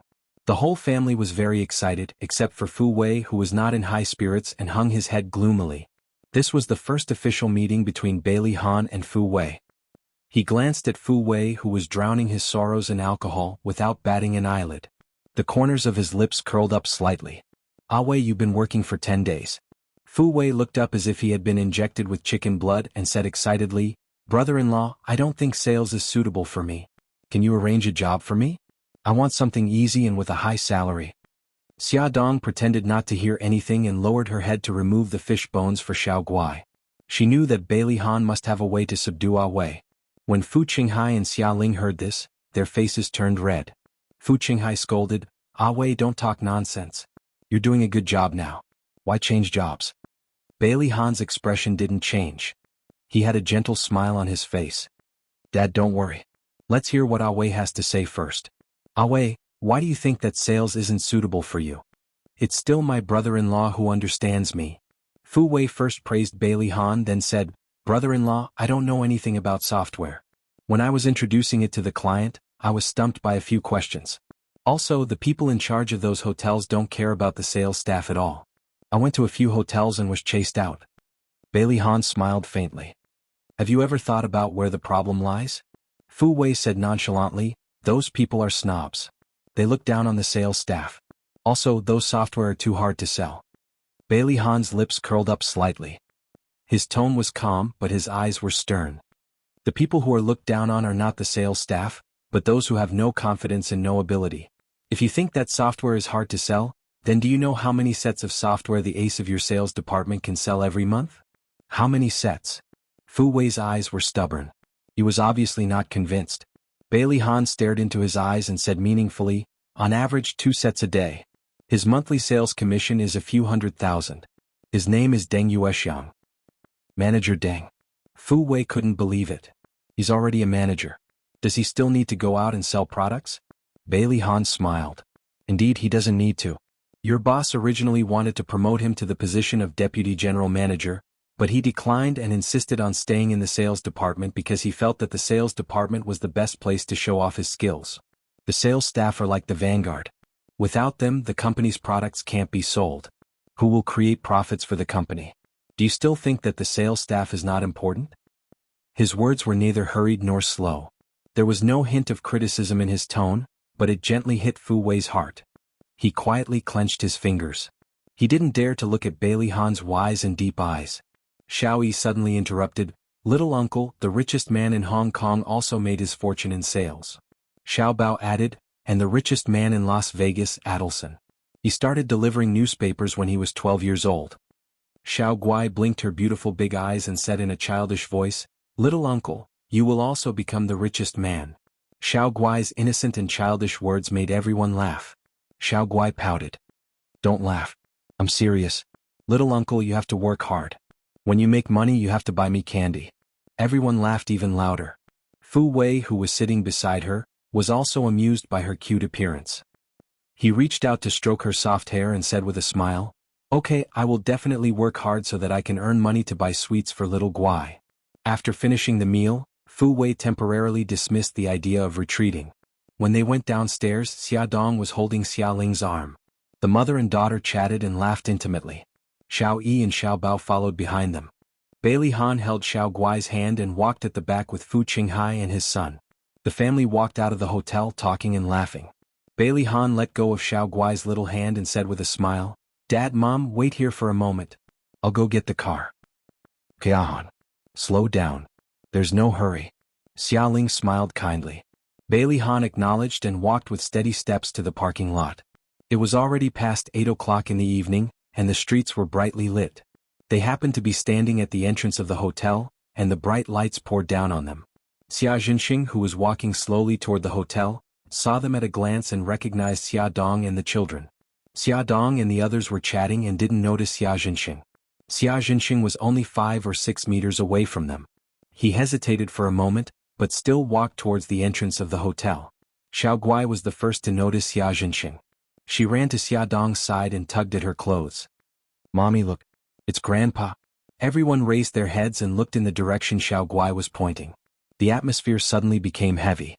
Xia Dong held onto Xia Ling's arm and could clearly feel her mother's body tremble. Fu Qinghai's expression also turned ugly. Even Fu Wei, who had always been mischievous, sensed that something was wrong and wiped the sloppy smile off his face. Xia Jinxing noticed that everyone was staring at him and felt a little awkward. He braced himself and walked over to Xia Dong and the others. He smiled and said, Xia, you're having dinner here. Who are these people?" His gaze swept over Xia Ling, Fu Qinghai, and the others before finally landing on Fu Wei. He still remembered this young man. He was the one who had called Xia Dong sis at the mall. Xia Ling held Xia Dong's hand tightly. She secretly patted the back of her mother's hand to comfort her. She looked at Xia Jinxing and said calmly, "They are my friends. It has nothing to do with you." Xia Jinxing felt a little awkward and forced a smile. "I'm here for a class reunion. I'll be upstairs. I'll be leaving first." Xia Dong nodded calmly. He glanced at Xia Ling and Fu Qinghai again. Strange, their expressions were very stiff, especially that old woman. The way she looked at him made his hair stand on end. Xia Jinxing's heart was filled with doubts as he walked towards the hotel. Fu Wei watched Xia Jinxing walk away and snorted disdainfully. Is that your father?"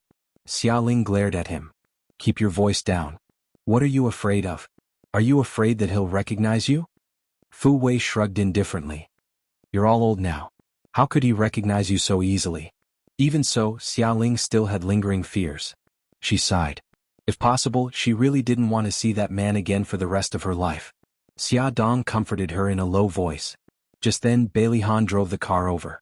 The family pretended that nothing had happened and got into the car to go home. As for Xia Jinxing, he sat in the middle of a group of old classmates and listened to everyone flattering and teasing each other. He was still puzzled. That old woman Xia Dong was holding on to. That old woman and the man behind them seemed familiar, but he couldn't remember where he had seen them before. The former class monitor was now the boss of a private enterprise. Seeing that Xia Jinxing was silent, he patted him on the shoulder and smiled. "Jinxing, we're old classmates. We haven't seen each other for decades. Why are you just sitting there without saying anything?" Someone teased, "Jinxing, don't tell me you're thinking about your wife." Everyone burst into laughter. Xia Jinxing smiled awkwardly. "Don't talk nonsense." "We're not talking nonsense. Your wife is a famous person in a city. She's the Iron Lady of the business world. Not only is she capable, she's also beautiful. You're really lucky to be able to marry her." Xia Jinxing pursed his lips and didn't reply. The class monitor gossiped. "I'm curious, what does Su Murong see in you? She clearly knows that you have a wife, but she's still following you wholeheartedly. Speaking of which, you even let Xia Ling down back then." Xia Jinxing's expression became uglier and uglier. His hands clenched into fists. The class monitor sitting beside him was the first to notice his abnormality. He quickly said, "Let's not talk about this anymore. Let's go sing." The others knew that they had stirred up trouble and quickly agreed. "Okay." Xia Jinxing stood up and said in a low voice, "You guys go ahead. I still have something to do. I'll go back first." "Jinxing, we haven't gathered for a long time. Let's go together, okay? You sang well back then and charmed many female classmates. I wonder how your voice is now. Let us see." At Xingu 799. Chapter 350. Immediately, a female classmate expressed, "That's right, Jinxing. We girls like to hear you sing. Let's go together." Don't disappoint us. Xia Jinxing ignored everyone's urging and shook his head. I really can't. My wife ordered me to be home before 10 p.m. every night. Next time it's my treat. Alright, let's not stop him. It's our fault for causing a conflict between husband and wife. Jinxing, you have to remember what you said just now. Next time you'll be the host. The class monitor patted his shoulder. Xia Jinxing smiled. Okay, I'll remember. You guys have fun. He waved his hand and walked out of the private room. He closed the door but didn't rush to leave. Instead, he let out a long sigh. In the private room, the class monitor complained to the classmate with the big mouth. Big head, look at you. Of all things to bring up, you had to bring up Xia Ling. He must be feeling bad right now. I didn't do it on purpose. Xia Jinxing left the hotel and drove home. His mind was filled with Big Head's words, "You let Xia Ling down." This sentence was like a curse, lingering in his mind and driving him crazy. When he got home, the whole villa was dark except for the lights in the living room. He leaned on the sofa dejectedly and called the servant. Madam isn't back yet? The servant replied, Madam went to a villa in the suburbs for a few days and hasn't been home recently. Before she left, she asked you to take good care of Mississippi. Su Xingchen was still in the hospital and his temper was getting weirder. Other than Su Morong, he didn't have a good attitude towards anyone. Xia Jinxing had a headache just thinking about his daughter. He waved his hand tiredly and signaled the servant to leave. In the empty room there wasn't a trace of life. It was terrifyingly cold. He took a bottle of whiskey from the wine rack, took a wine glass and twisted it into the bedroom. It wasn't his and Su Morong's bedroom. It was his private room. They had been separated for a long time.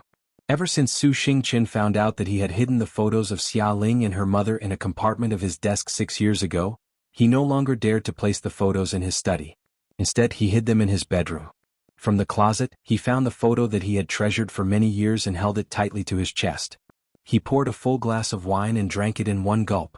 The bitter and spicy taste stimulated his taste buds and his nasal cavity.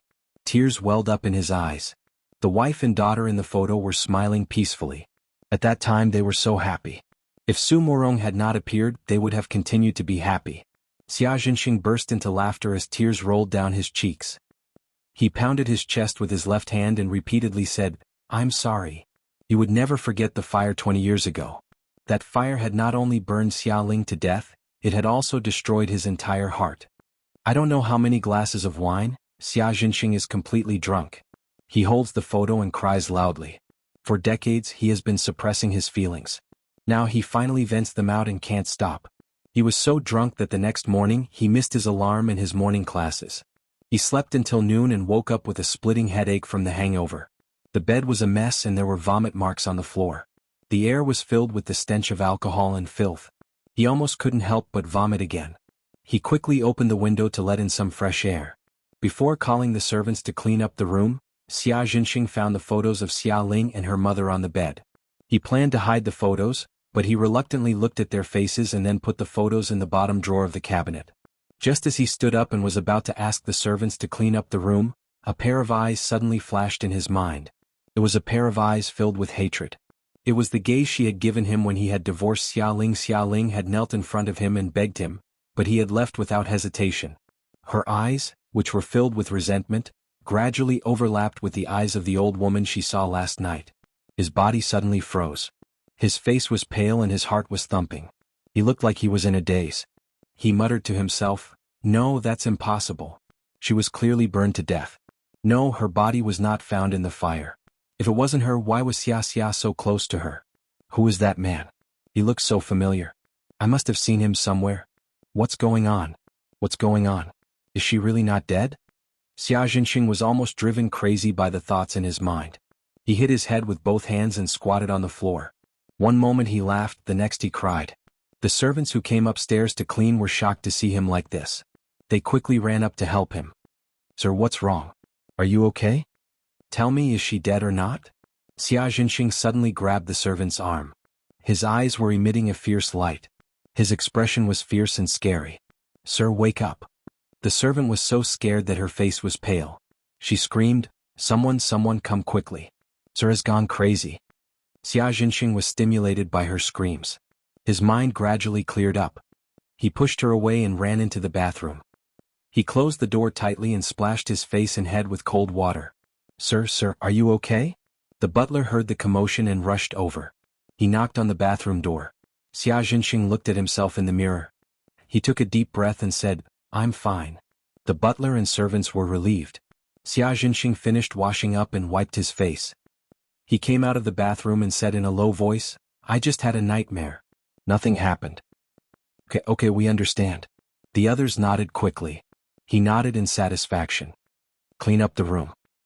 He did not know that after he left and went to the study room, the maid quietly reported his madness to Su Murong, who was in the villa in the suburbs. At this time, Su Murong, wearing a sexy swimsuit, was lying on a white recliner, comfortably basking in the sun. In the swimming pool, a young and robust man was leisurely swimming with his upper body naked. Su Murong lazily said, "What did he say?" The maid whispered, "I only heard one sentence. He asked me, 'Tell me, is she dead or not?'" Su Murong's eyes slightly tightened. She lightly said, "The she in his words, who is he referring to?" Sir did not say. "By the way, madam, Sir warned us that he only had a nightmare." "Okay, I know. If there's anything else, report it to me." Su Murong cut off the call. Her distant gaze looked over the tall trees by the swimming pool to the horizon. "Is she dead or not? Who was she referring to?" The handsome man in the swimming pool stood up from the water. Water droplets slid down his muscular chest. His sexy Adam's apple bobbed up and down. Needless to say, it was very seductive. He draped a bath towel over his shoulders and slowly walked towards Su Murong. He bent over and kissed her on the cheek. There was a smile in his deep black eyes and his voice was low and magnetic. "Baby, what are you thinking about?" Su Murong's hands hooked around his neck. She carefully looked at his face. His eyebrows were sharp and his nose was high. His facial features were similar to her godfather's. When he smiled, the similarity could reach up to 70 to 80%. The corner of her lips curled up slightly. She lightly said, "Nothing." The man leaned over and kissed her lips. His hands caressed her charming figure. She pushed his chest and lightly said, "Xuanhuan, I'm not in the mood right now." Okay. There was a hint of helplessness in Xuanhuan's voice. He let go of her and sat on the chair beside her. He tilted his head and looked at her. "Darling, are you in a bad mood?" Su Murong supported her forehead with one hand. Her charming almond-shaped eyes flashed with a touch of sadness. "Do you think there's a need for my marriage to continue?" Xuanhuan chuckled. "Darling, since you don't want that useless man anymore, just dump him and throw yourself into my arms. I've wanted to be your husband for many years." Su Murong glanced at him and lightly said, "Aren't you afraid that people will say that you're living off a woman? Moreover, I'm 20 years older than you." Xuanhuan's lips curled up into a frivolous smile. "So what? True love doesn't care about age. I'm living off a woman. There's no need to worry about people gossiping."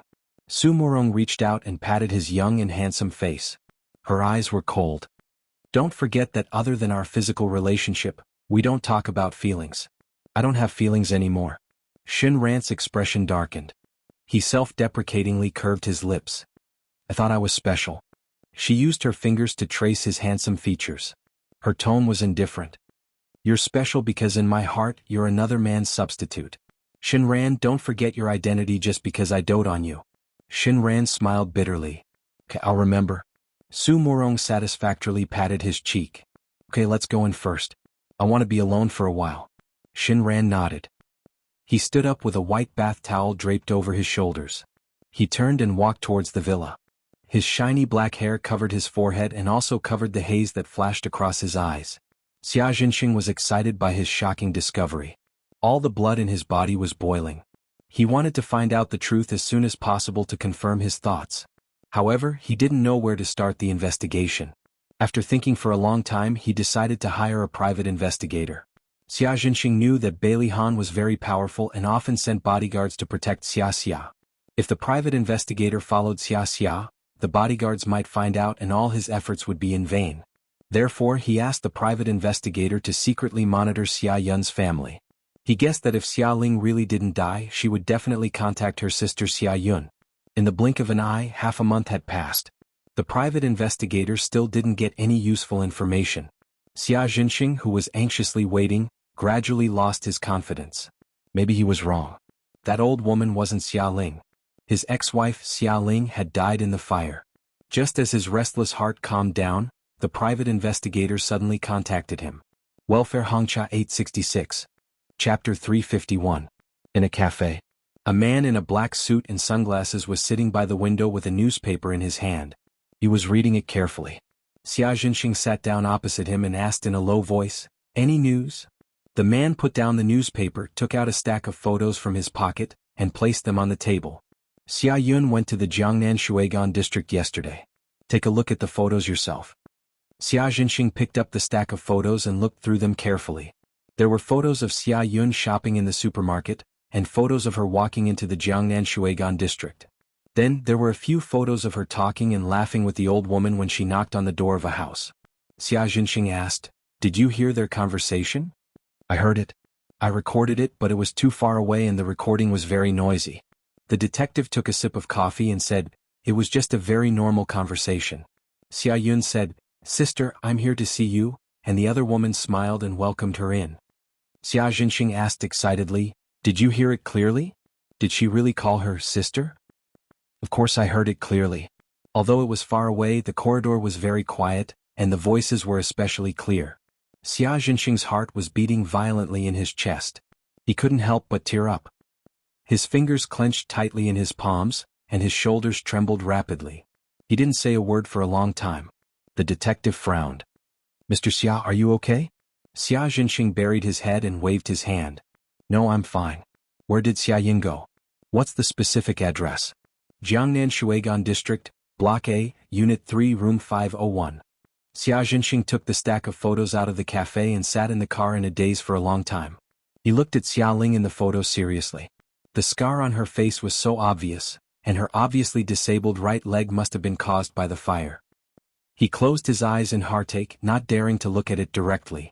After moving to the city, Xiaoling and Fu Qinghai lived a very comfortable life. Although they were not used to it at first, Xiaodong came to visit them every day, took them to the park for a walk, and let them learn to dance or sing with the old aunties in the park to pass the time. In addition, Fu Wei had finally started to work, so they were even happier and felt satisfied with their lives. However, they did not expect Xiaoxing to suddenly appear and break their peaceful life. Xiaoling and Fu Qinghai were watching TV in the living room when they heard a knock on the door. Fu Qinghai thought it was Xiaodong, so he shouted, "Coming, coming," and ran to open the door. Upon seeing the person outside the door, Fu Qinghai froze. "Old Fu, is Xiaxia here? Why are you standing at the door?" Xiaoling's voice came from the living room. Fu Qinghai looked flustered. When Xiaoxing heard Xiaoling's words, he was even more certain of her identity. He forced a smile. "Are you Fu Dehai?" Fu Qinghai's expression was ugly. "I'm not. You've got the wrong person." He was about to close the door when Xiaoxing suddenly blocked the door and said, "Dehai, don't hide it from me anymore. I know it's you. The person inside is Xiaoling. She's Xiaxia's mother, right?" Fu Qinghai lowered his voice. "You're not welcome here." He pushed the door forcefully, but Xiaoxing resisted with all his might. "Dehai, don't be like this. I want to talk to Xiaoling." Fu Qinghai's eyes were spitting fire. He lowered his voice and said, "What's there to talk about? You're already divorced. She's my wife now." The two old men pushed back and forth at the door, gritting their teeth as they competed. Xiaoling had already sensed that something was wrong. She asked curiously, "Dehai, who is it?" Fu Qinghai replied, "It's an insurance salesman." Xiaoling remembered that her son was also in the sales business and her heart softened. She said, "Let him in. It's good to have a cup of tea." Xiaoxing said loudly, "Xiaoling, it's me. I want to talk to you." Xiaoling's mind was blown. She was extremely familiar with this voice. It was this man who had broken her heart. She dragged her crippled leg and staggered to the door. She glared at Xiaoxing. "I have nothing to talk to you about. Xiaoling, I'm begging you. Let's talk." Xiaoxing looked at her pleadingly. Go. Hurry up and leave. I don't want to see you." Xiaoling helped Fu Qinghai push Xiaoxing out of the door and slammed it shut. Xiaoxing did not give up. He banged on the door and shouted, "Xiaoling, open the door. Let's talk." Xiaoling and her husband wanted to ignore him and let him bang on the door. However, he was shouting so loudly that if the neighbors heard him, they might gossip. Xiaoling had no choice but to open the door. She stared at him expressionlessly. "Come in." In the living room, Xiaoxing sat opposite Xiaoling and her husband. Facing their cold gazes, he forced a bitter smile. "Xiaoling, I want to talk to you alone." Fu Qinghai's face darkened. He was about to explode when Xiaoling patted the back of his hand and said, "Old Fu, go into the room first." Fu Qinghai was worried that Xia Jinxing would hurt Xiaoling. Xiaoling smiled. It's fine. Go in first. Fu Qinghai sighed and left the living room. Alright, it's just the two of us now. What do you want to say?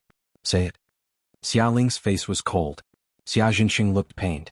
Ah Ling, your face and legs, were they damaged by the fire? Xiaoling sneered. What? Do you think it's a pity that I didn't die in the fire? Ah Ling, don't say that. I know you didn't die. I'm really happy. You're happy? You can't wait for me to die.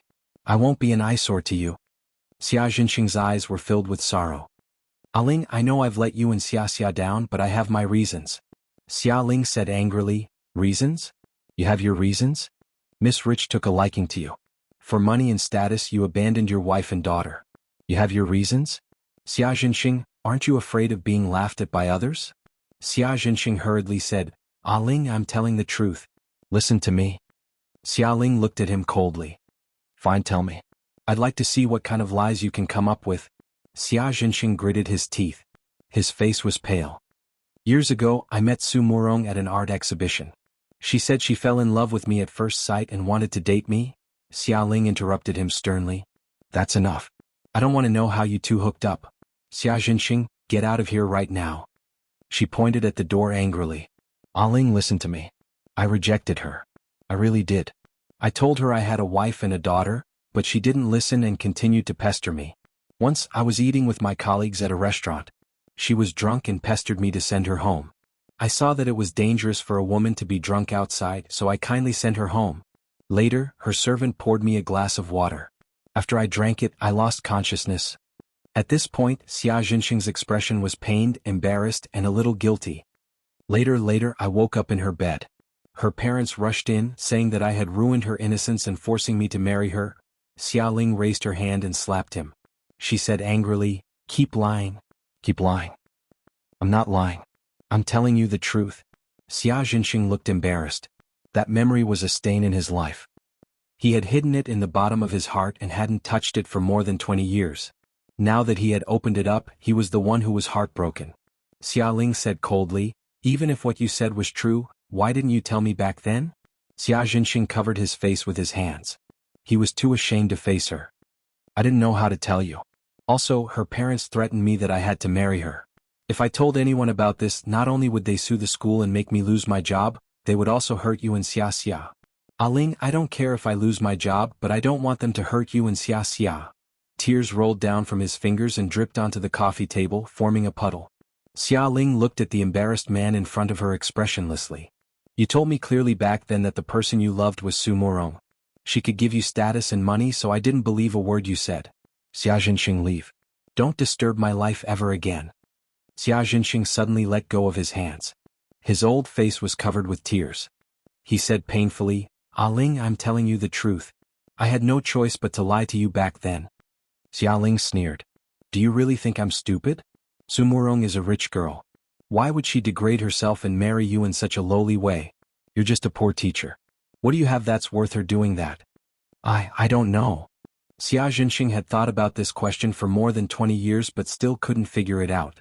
Because through these years of interaction, he could tell that Su Murong wasn't like what she said. She didn't fall in love with him at first sight and marry no one else but him. Xia Ling snorted. That's right.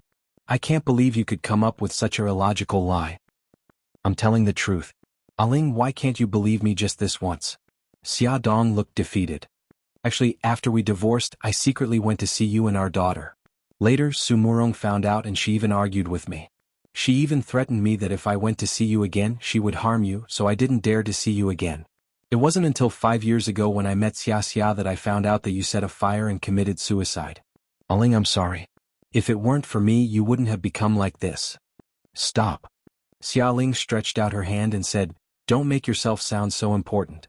I didn't commit suicide and it wasn't because of you. The fire was just an accident. Xia Jinxing was stunned. An accident? According to what he had heard from his former neighbors, Xia Ling couldn't forget the pain of being abandoned by him. Her small restaurant had been destroyed, and her life had become too difficult. So she abandoned her daughter and burned herself to death. Songshu 566. Chapter 352. Xia Ling's expression was cold. Commit suicide for a heartless man like you? I'm not that stupid. There's no way I'd abandon Xiaxia. Xia Jinxing's face alternated between red and white. His mouth moved and he was about to say something when there was a knock on the door. Xialing didn't even look at Xia Jinxing. She got up and limped to open the door. Xia Jinxing looked at her crippled right leg. His heart ached so much that he almost couldn't breathe. Xialing was a famous beauty back then. When they were dating, everyone praised them for being a perfect match. However, life was unpredictable. Their happy family was ruined by Su Murong. This time it was Xia Dong standing at the door with a bag of fruit in her hand. Xialing forced a smile. Xia, you're here. Mom, what's wrong? Xia Dong acutely sensed that something was wrong with her mother's mood, so she asked her as she changed her shoes. Xialing pursed her lips and said, Xia Jinxing is here. Xia Dong froze in the middle of changing her shoes. She paused for a moment, straightened up and said in a low voice, He knows? Xialing nodded. He's still here. If you don't want to see him, you should avoid him for now. Xia Dong didn't look too good. It's fine. I'm not the one in the wrong anyway. She had already planned to let go of the grudge and improve her relationship with Xia Jinxing. However, she couldn't control her emotions every time she thought of her mother's suffering. Xia. Xia Jinxing saw Xia Dong walking over with a cold expression and called out her name uneasily. Xia Dong ignored him and went straight to the kitchen. She sorted out the fruits and put them in the fridge before sitting next to her mother. She glanced at Xia Jinxing indifferently and said calmly, What are you doing here? Xia Jinxing's lips quivered a few times before he mumbled, I'm here to talk to your mother. What's there to talk about? You've been divorced for many years. Xia Dong's tone sounded extremely cold, as if she was facing a stranger. Xia. I had my reasons back then. Su Murong's parents forced me to marry her. Otherwise they would hurt you and your mother. I had no choice. Xialing was furious. Don't push all the blame onto me and Xia. You're the one who's greedy. Ling, why don't you believe me? Xia Jinxing felt helpless as he had returned to the starting point. Xialing said, You don't have to say any more. I won't believe anything you say. Just leave. In that case I'll leave first. Let me know if you have any difficulties. Xia Jinxing understood her temper. She was stubborn and she was still angry. It was already good enough that she didn't chase him out with a broom. It was better for him to leave first and come back when she calmed down. After Xia Jinxing left, Xialing repeated what he said to Xia Dong. After Xia Dong heard it, her first reaction was the same as Xialing's. She thought that Xia Jinxing was lying. However, after she thought about it logically, she felt that there was something suspicious. Mom, Xia Jinxing said that after you divorced he came to visit us. Su Murong found out about it and threatened to harm us if he ever came to visit us again. After that, your little restaurant was smashed. After that, you had an accident. If what Xia Jinxing said is true. Xialing was shocked. You think that Su Murong was behind the smashing of the restaurant and the accident that happened to me? Xia Dong furrowed her brows. I'm only suspecting it.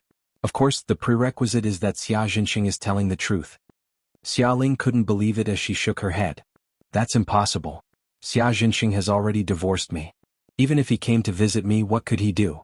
Did Su Murong need to be so ruthless? I'm not a threat to her. Xia Dong sighed. Mom, you don't understand the Su family at all. To be able to give birth to a daughter like Su Xingqian as a mother, how could she be easy to deal with? I still feel that there's something suspicious about this matter. I must get to the bottom of it. When her parents divorced, Xia Dong was only 6 or 7 years old. She didn't know much about what happened between them. The only thing she remembered was that her mother held her hand as they chased after Xia Jinxing in the rain. Her mother accidentally fell and knelt in the rain as she cried. At that time there was lightning and thunder. The young girl was so scared that she was left with the aftereffect of being afraid of thunder. She wasn't clear about the situation at that time, but her aunt and uncle definitely remembered it. Hence, after Xia Dong said goodbye to her mother, she went to her aunt's house. Coincidentally, Gao Mingyuan didn't have class and was at home. Xia Dong explained the reason for her visit. Xia Yun and Gao Mingyuan's expressions turned serious. Xia Yun said, Back then your parents were very close. However, one day your father suddenly invited your mother to a small tea house. At the same time, Su Murong appeared. Your father said that he liked Su Murong and wanted to divorce your mother. Your mother refused, so Su Murong took out a stack of money to send your mother away. Your mother felt insulted and slapped Su Murong. Your father was really a jerk. He actually slapped your mother back. She was furious. She gritted her teeth and said, At that time your mother wanted to get your father back. She even put down her pride and knelt down to beg him. However, he was still determined to divorce her. Your mother was heartbroken by him and had no choice but to divorce him. That's basically what happened back then. I think Xia Jinxing was very willing to marry Su Murong. It didn't seem like he was forced at all. Speaking of that man, Xia Yun's face was full of disgust. Gao Mingyuan frowned and thought for a moment. He said, "Actually, there's one more thing that I haven't mentioned to anyone." Xia Yun was stunned. "Is it about Xia Jinxing?" Gao Mingyuan said seriously, "You can say that. Wife, do you still remember that I was there when Big Sister's restaurant was smashed?" Xia Yun nodded. "I remember. Don't keep me in suspense. Hurry up and tell me." That day, a group of gangsters inexplicably rushed in and smashed Big Sister's restaurant without saying anything. After smashing it, they ran away. At that time, I wanted to chase after them and send them to the police station. In the end, I chased them to a street and found that the leader of the gangsters took a stack of money from a woman. It seemed that the woman had bribed them. Xia Dong asked nervously, "Who is that woman?" I only saw her side profile. She quickly got into a car and ran away. I can't confirm her identity, but I suspect that it's Su Murong. Xia Yun's expression changed. She said anxiously, "Why didn't you say such an important thing at that time?" Gao Mingyuan smiled bitterly. "When I called the police, I mentioned it to the police station. They said that they would investigate, but in the end, the investigation was left unsettled. As for that woman's identity, I only guessed. I didn't have any evidence, so I didn't mention it to you." Xia Dong frowned. If Su Murong really ordered people to smash the restaurant, then the fire could also be man-made. Xia Yun said angrily, "If the fire was also caused by Su Murong, we can't let her go. We must let her be punished by the law. After all, the fire happened so many years ago. It was not easy to investigate clearly. Fortunately, with the help of Bailey Han, they were able to get the details of the incident from the police station. They also asked the bureau chief to send the most powerful criminal police to investigate this matter. Su family. Su Xingchen was discharged from the hospital. After nearly a year of plastic surgery, Su Xingchen's face looked a lot better. It was not as scary as before, but it would never be able to return to her previous appearance. She was now full of inferiority towards her face. Even at home, she wore a mask and hat, only revealing her eyes. In her room, other than Su Murong, no one was allowed to enter, not even Xia Jinxing. As long as the servants looked at her, she would fly into a rage. No matter what was in her hand, she would not hesitate to throw it at them. Once, she threw a bowl of steaming hot chicken soup at a maid, causing blisters to appear on the maid's chest. The Su family's servants were submissive in front of her, silent like cicadas in winter. In fact, they were all silently praying that a month would pass quickly. Because Su Xingchen could only stay at home for a month before she was sent back to prison to serve her sentence. Su Murong had to worry about her daughter's situation while also taking care of the company's affairs. She had a headache. She rubbed her eyebrows and leaned on the sofa. The maid who followed her orders to monitor Xia Jinxing walked to her side and respectfully said, "Madam, Sir went to Jiangnan Shuyan district again today." Su Murong put down her hand and stared sharply at the maid. "Ah Xiao, did you find out who lives there?" "I found out. It's an old couple. The man is called Fu Qinghai and the woman is called Xia Ling." Su Murong's eyes suddenly widened. "What did you say? Xia Ling?" "Yes, that woman has a scar on her face and her right leg is disabled. In the process of my investigation, I found out that Xia Dong went to visit them. They seemed to be very close." Close, of course they were close. Because Xia Ling was Xia Dong's mother. That fire actually did not burn her to death. That woman's life was really tough, just like that slut of a daughter of hers. Su Murong's face was gloomy. Her smooth and well-manicured fingertips fiercely dug into her palms. Her eyes were deep and cold. "Do you know what Sir did when he went to Jiangnan Shuyan district?" Ah Xiao shook her head. "I'm not sure. He only stayed there for half an hour. After he came out, his mood was a bit strange. He seemed to be very sad." Su Murong raised her hand and coldly said, "All right, let's not talk about him anymore." "Yes." Ah Xiao nodded respectfully. Su Murong was silent for a moment before slowly saying, "Ah Xiao, is there any news about Godfather?" "Not yet." Su Murong supported her forehead with one hand and tiredly waved her hand. "All right, you can leave first. Continue to inquire about Godfather." Not long after Ah Xiao left, Su Xingchen hugged a pillow and knocked on her door. "Mommy, I can't sleep. Can I sleep with you?" Su Murong's brows relaxed and a smile appeared on her face. "Come in." The mother and daughter lay on the same bed. Su Xingqian curled up in Su Murong's arms and raised his head. He said pitifully, "Mommy, there's actually something that I've been hiding from you." Welfare Xingwu 799. Chapter 353. Su Murong gently stroked her hair and said softly, "What's the matter?" Su Xingqian hugged her waist and said softly, "When I was in junior high school I met a very very good uncle. In the end he took me as his goddaughter. I think he treats me better than daddy. No matter what I want he will help me get it. No matter what trouble I get into he will help me settle it." Su Murong knew that she was talking about her godfather xuanhuan. Her heart ached and she hugged her tightly. Half a year ago, Godfather suddenly said that he was going abroad and said that he would contact me. But until now he hasn't contacted me and I can't contact him. Mommy, do you think Godfather doesn't want me because I've become ugly?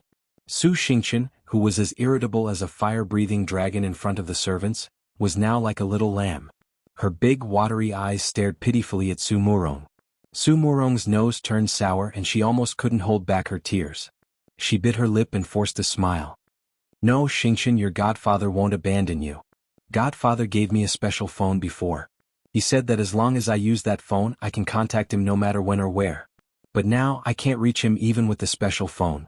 If it's not that he doesn't want me then something must have happened." Su Xingqian's eyes were filled with panic. "Mommy, will Godfather be okay?" Su Murong didn't know how to answer her. Ever since that night when she and her godfather made love, her feelings for him showed signs of rekindling. She couldn't help but want to find him. But after a long time she still couldn't find his whereabouts. In fact, Su Murong had the same worry. Her godfather had met with an accident. Mika Keto had used Xingqian to force her godfather to show himself. After that, her godfather disappeared. She even suspected that his disappearance had something to do with Mika Keto. "Mommy?" Su Xingqian tugged at her robe. Su Murong returned to her senses. She stroked her daughter's hair and said softly, "Baby, don't think about it anymore. Your godfather will be fine." She was comforting her daughter and herself. "Okay." Su Xingqian threw herself into her arms. Su Murong stroked her hair from time to time and stared blankly at the chandelier on the ceiling. His thoughts wandered off somewhere. Su Xingqian said gloomily, "Mommy, I'll be sent back to prison in 10 days, right? Mommy, I don't want to go to prison. Can you help me?" Su Murong was helpless. "Xingqian, Mommy has no choice. Your sentence has long been decided." Su Xingqian. I don't want to leave you." Su Murong held her daughter's tear-stained face and said softly, "Xingqian, listen to me. As long as you behave well, Mommy can find someone to shorten your sentence. You just have to endure for 1 or 2 years. Trust me, baby." Su Xingqian burst into tears. 1 or 2 years. She didn't want to stay in prison for even 1 or 2 days. If only her godfather was here. He might be able to find a way to help her. "Godfather, where did he go?" Su Murong took a tissue from the bedside table and wiped her daughter's tears. She comforted her. "Baby, don't cry. Trust Mommy. You'll get better soon." Under her comfort, Su Xingqian gradually stopped sobbing. Su Murong stroked her daughter's hair. Her eyes were cold. Every time she saw her poor daughter she hated Mika Keto, Xiaodong and the others to the core. No, she couldn't let Xiaodong and Mika Keto live a good life so easily. She knew that she didn't have the ability to fight against Mika Keto, but she could at least hurt him indirectly. As long as she hurt Xiaodong, it was the same as hurting Mika Keto. Her eyes darted around. She was already planning how to deal with Xiaodong and Xialing.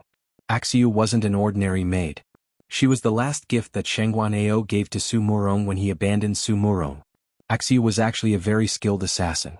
She had the superb martial arts and excellent investigative skills of an assassin. Therefore, Su Murong trusted her to investigate Xiaodong's family. As the saying goes, know yourself and know your enemy. First, she had to know Xiaodong's Achilles heel.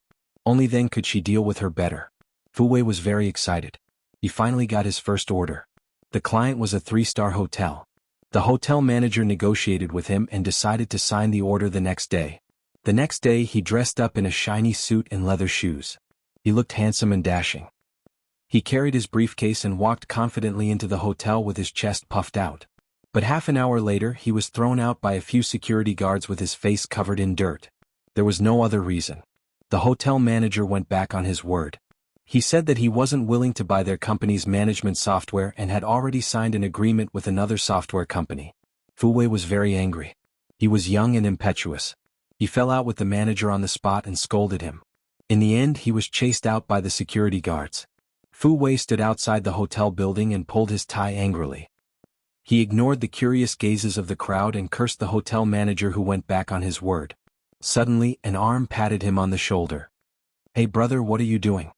Fu Wei's cursing voice came to an abrupt stop. He impatiently turned around and saw the man in front of him. His face immediately revealed a smile. "I was wondering who it was. So it's you." The man was wearing a pair of loose jeans and a black vest. The muscles on his arms bulged like a small hill. His hair was tied up to his neck and he wore a thick gold necklace around his neck. He had thick eyebrows and a straight nose.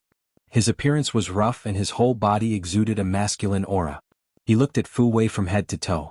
"Ah Wei, you didn't contact your buddies for a while. You came here to do this?" His eyes stared at his briefcase. Fu Wei smiled embarrassedly. "Ah Chang, you know that I owe a lot of gambling debts. The sales are quick. I can't do anything about it." Ah Chang patted his shoulder and laughed heartily.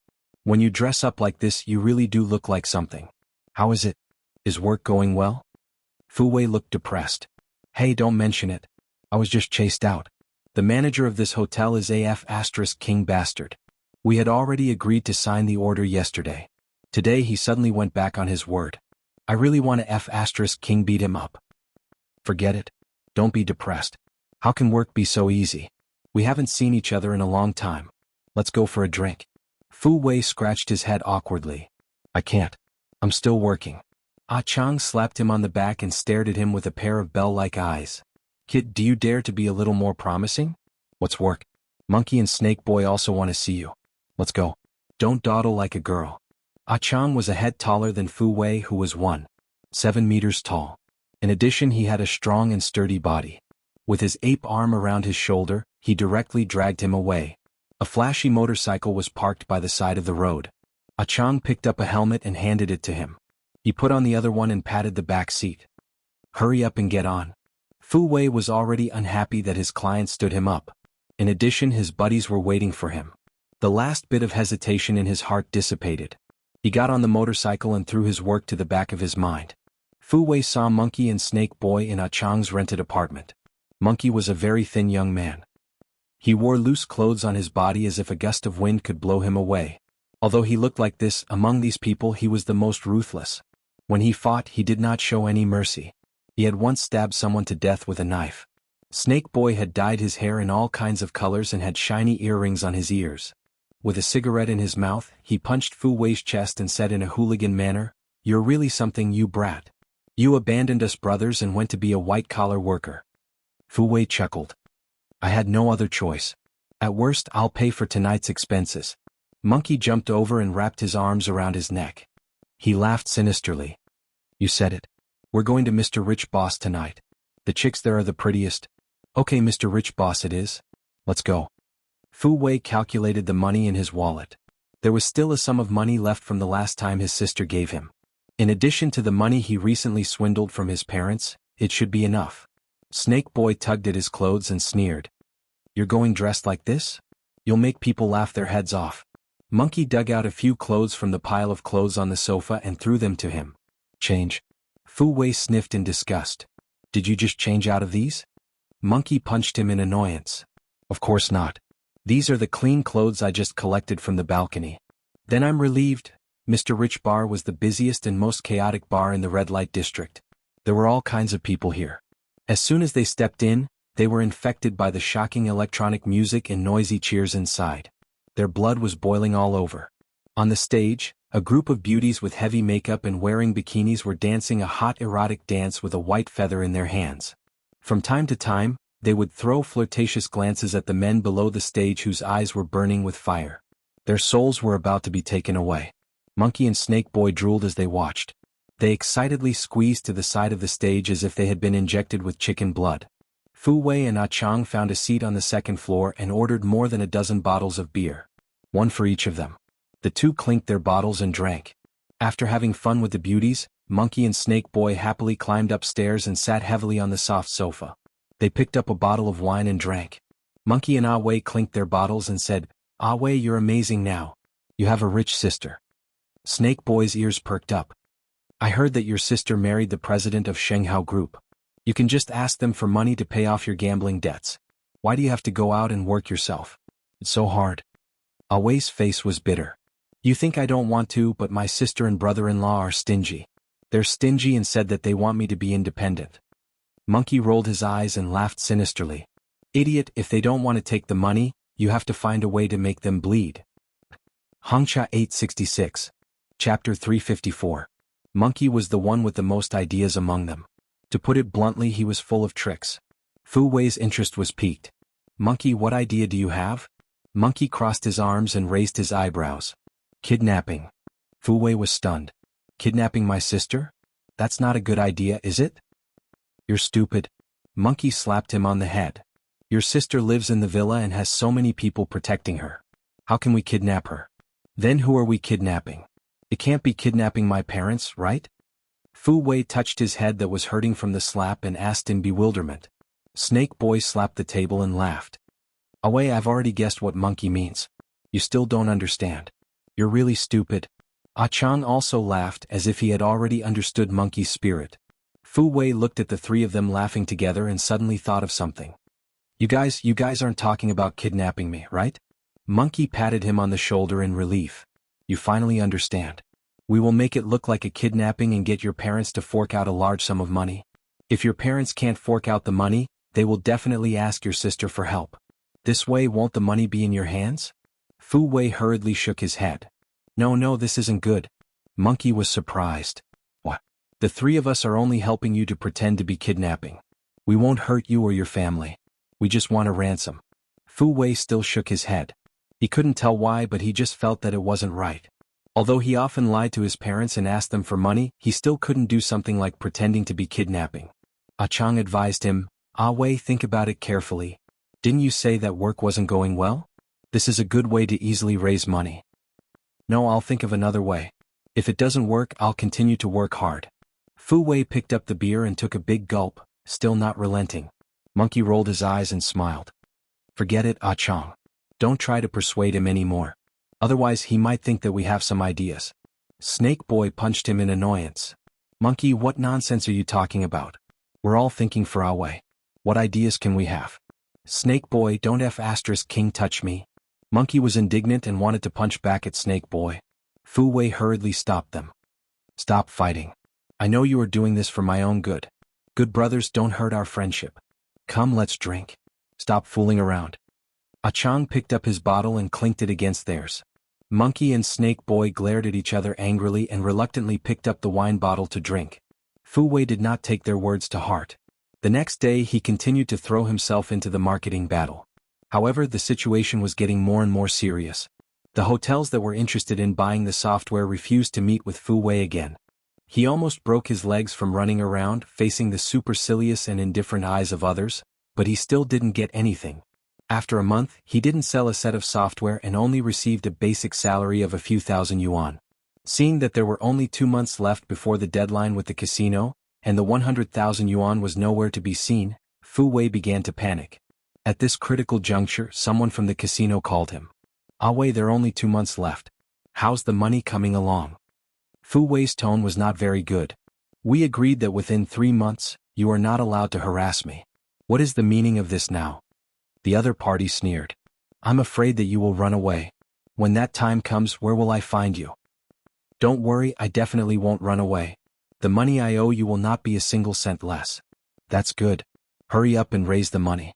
If you dare to trick us, you know how powerful we are. After hanging up the phone, Fu Wei grabbed his hair angrily.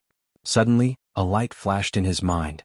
Monkey's suggestion of kidnapping came up, but he quickly suppressed it. No, I can't do this. If sister and brother-in-law find out the truth, they will kill me. His phone suddenly rang again. Fu Wei did not even look at the caller ID. He directly put the phone to his ear and said irritably, Didn't I say that I will definitely pay you back? Stop harassing me. The other party paused and said, What nonsense are you talking about? I'm Monkey. Fu Wei laughed dryly. Monkey, it's you. I thought it was the gang from the casino. Why are you looking for me? It's the weekend. Aren't you resting? Come out with your brothers for a gathering. Fu Wei said dejectedly, Forget it, I'm not in the mood. What's wrong? Were you cooked? No, it's just that work is not going well. Alright, you're a man. Don't act like a woman. Isn't it just work that's not going well? Come out and have a few drinks. Forget all your troubles. In the bar, Fu Wei could not help but complain to his brothers. Monkey thought for a while and said, "How about you think about my previous suggestion?" Snake Boy said carelessly, "Monkey, Ah Wei wants to be a good person now. Don't tempt him anymore." Monkey said dejectedly, "I'm being nosy."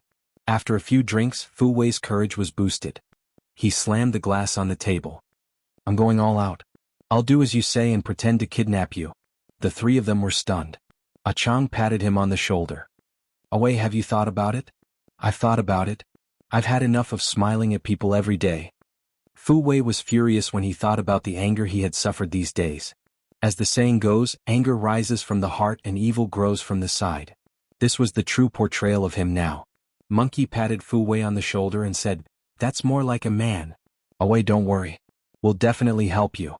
Fu Wei's gaze swept across the three of them and nodded gratefully. "Good brothers, I'm relying on you guys. Don't tell anyone about this. If my sister knows the truth, she'll definitely kill me. Don't worry, we know what we're doing." Snake Boy patted his chest and promised. The four of them did as they said. They gathered in Ah Chang's rented house and discussed how to carry out this kidnapping while smoking. The commander-in-chief, Monkey, touched his chin and said, "First of all, we have to find a hiding place. In order to make it real, Ah Wei will have to live there and someone will have to watch over him." Ah Chang thought for a moment and said, "I know there's an abandoned factory in the suburbs. I'll go with Ah Wei."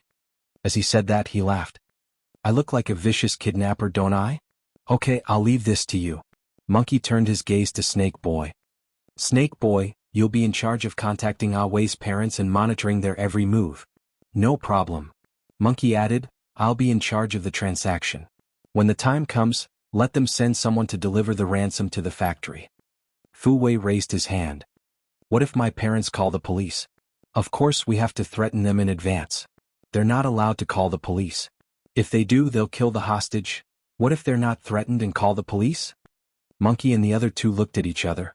Obviously, the three of them had not considered this problem. Snake Boy coughed and said, "I'll be in charge of monitoring your family.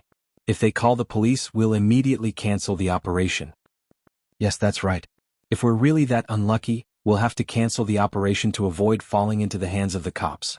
Fu Wei scratched his head in annoyance. "I still have a question. Why do you want someone to deliver the ransom to the factory? What if they bring the police over?" Monkey smiled proudly. "Even if they bring the police to the factory, they won't be able to catch us because before that, Ah Chang will have already evacuated with you.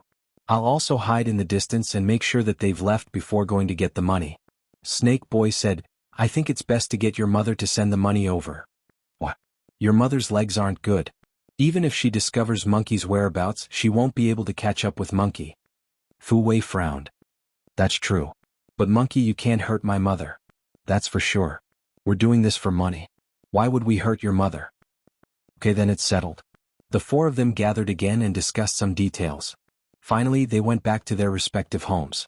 2 days later, Fu Wei was kidnapped as expected. That night, he didn't return home at midnight. Xialing called his cell phone, but it was turned off. At first, she thought that he was fooling around with his friends again and didn't take it to heart. When she couldn't contact him the next day, she panicked. At that moment, an unknown number called home. "Andy, your son is now in my hands.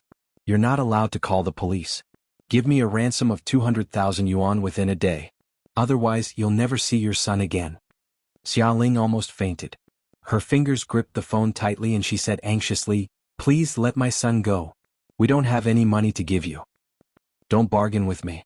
If you don't have money, why would you live in such a high-end neighborhood like the Jiangnan River? To tell you the truth, I've been watching you for a long time."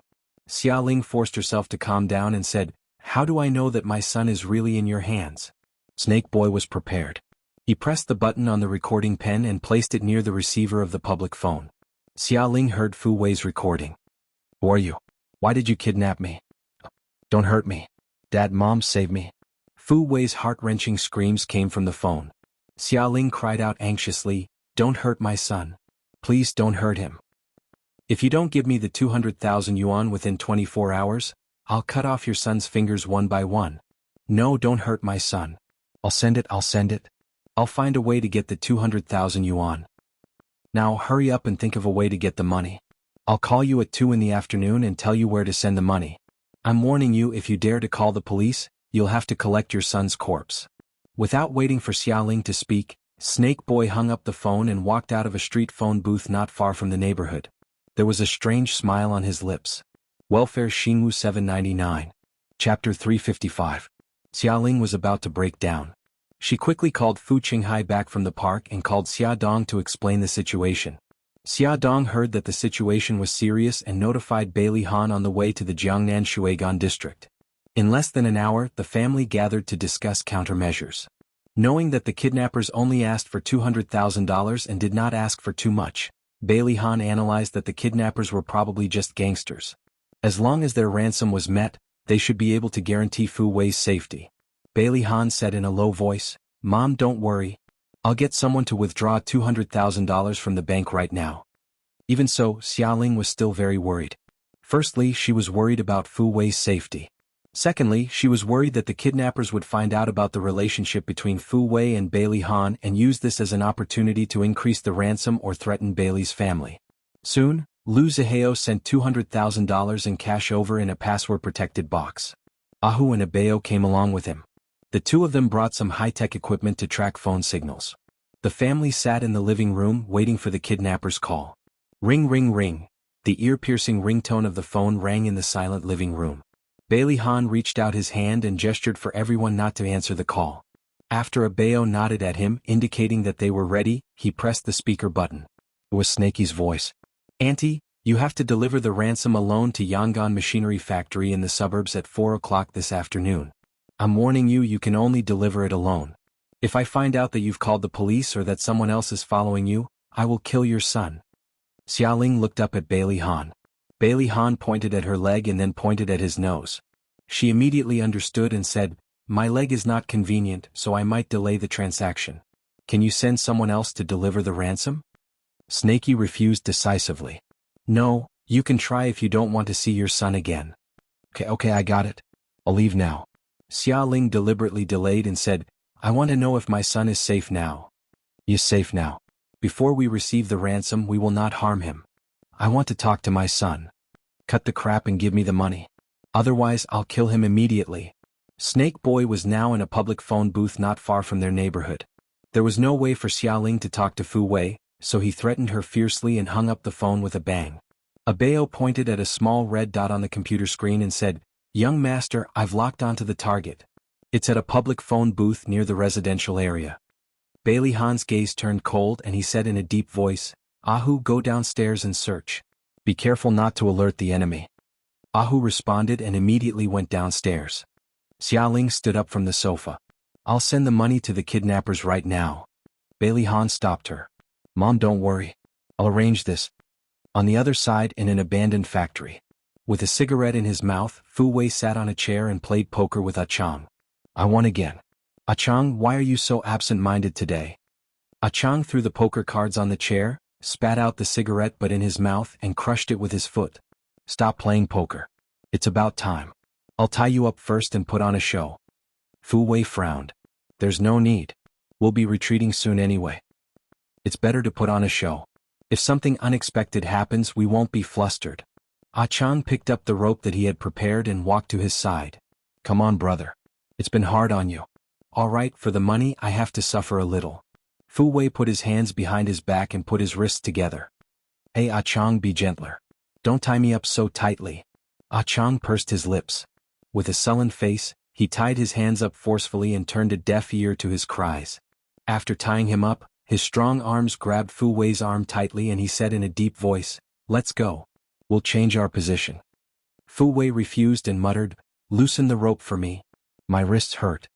Ah Chang's eyebrows showed impatience. "It's just for a while. Bear with it." He roughly grabbed Fu Wei's collar and dragged him out of the factory. "Let's go. It's getting late. If your mother comes early, things will be troublesome." "Hey, Ah Chang, be fucking gentler." Fu Wei was dragged by Ah Chang to a white van parked outside the factory.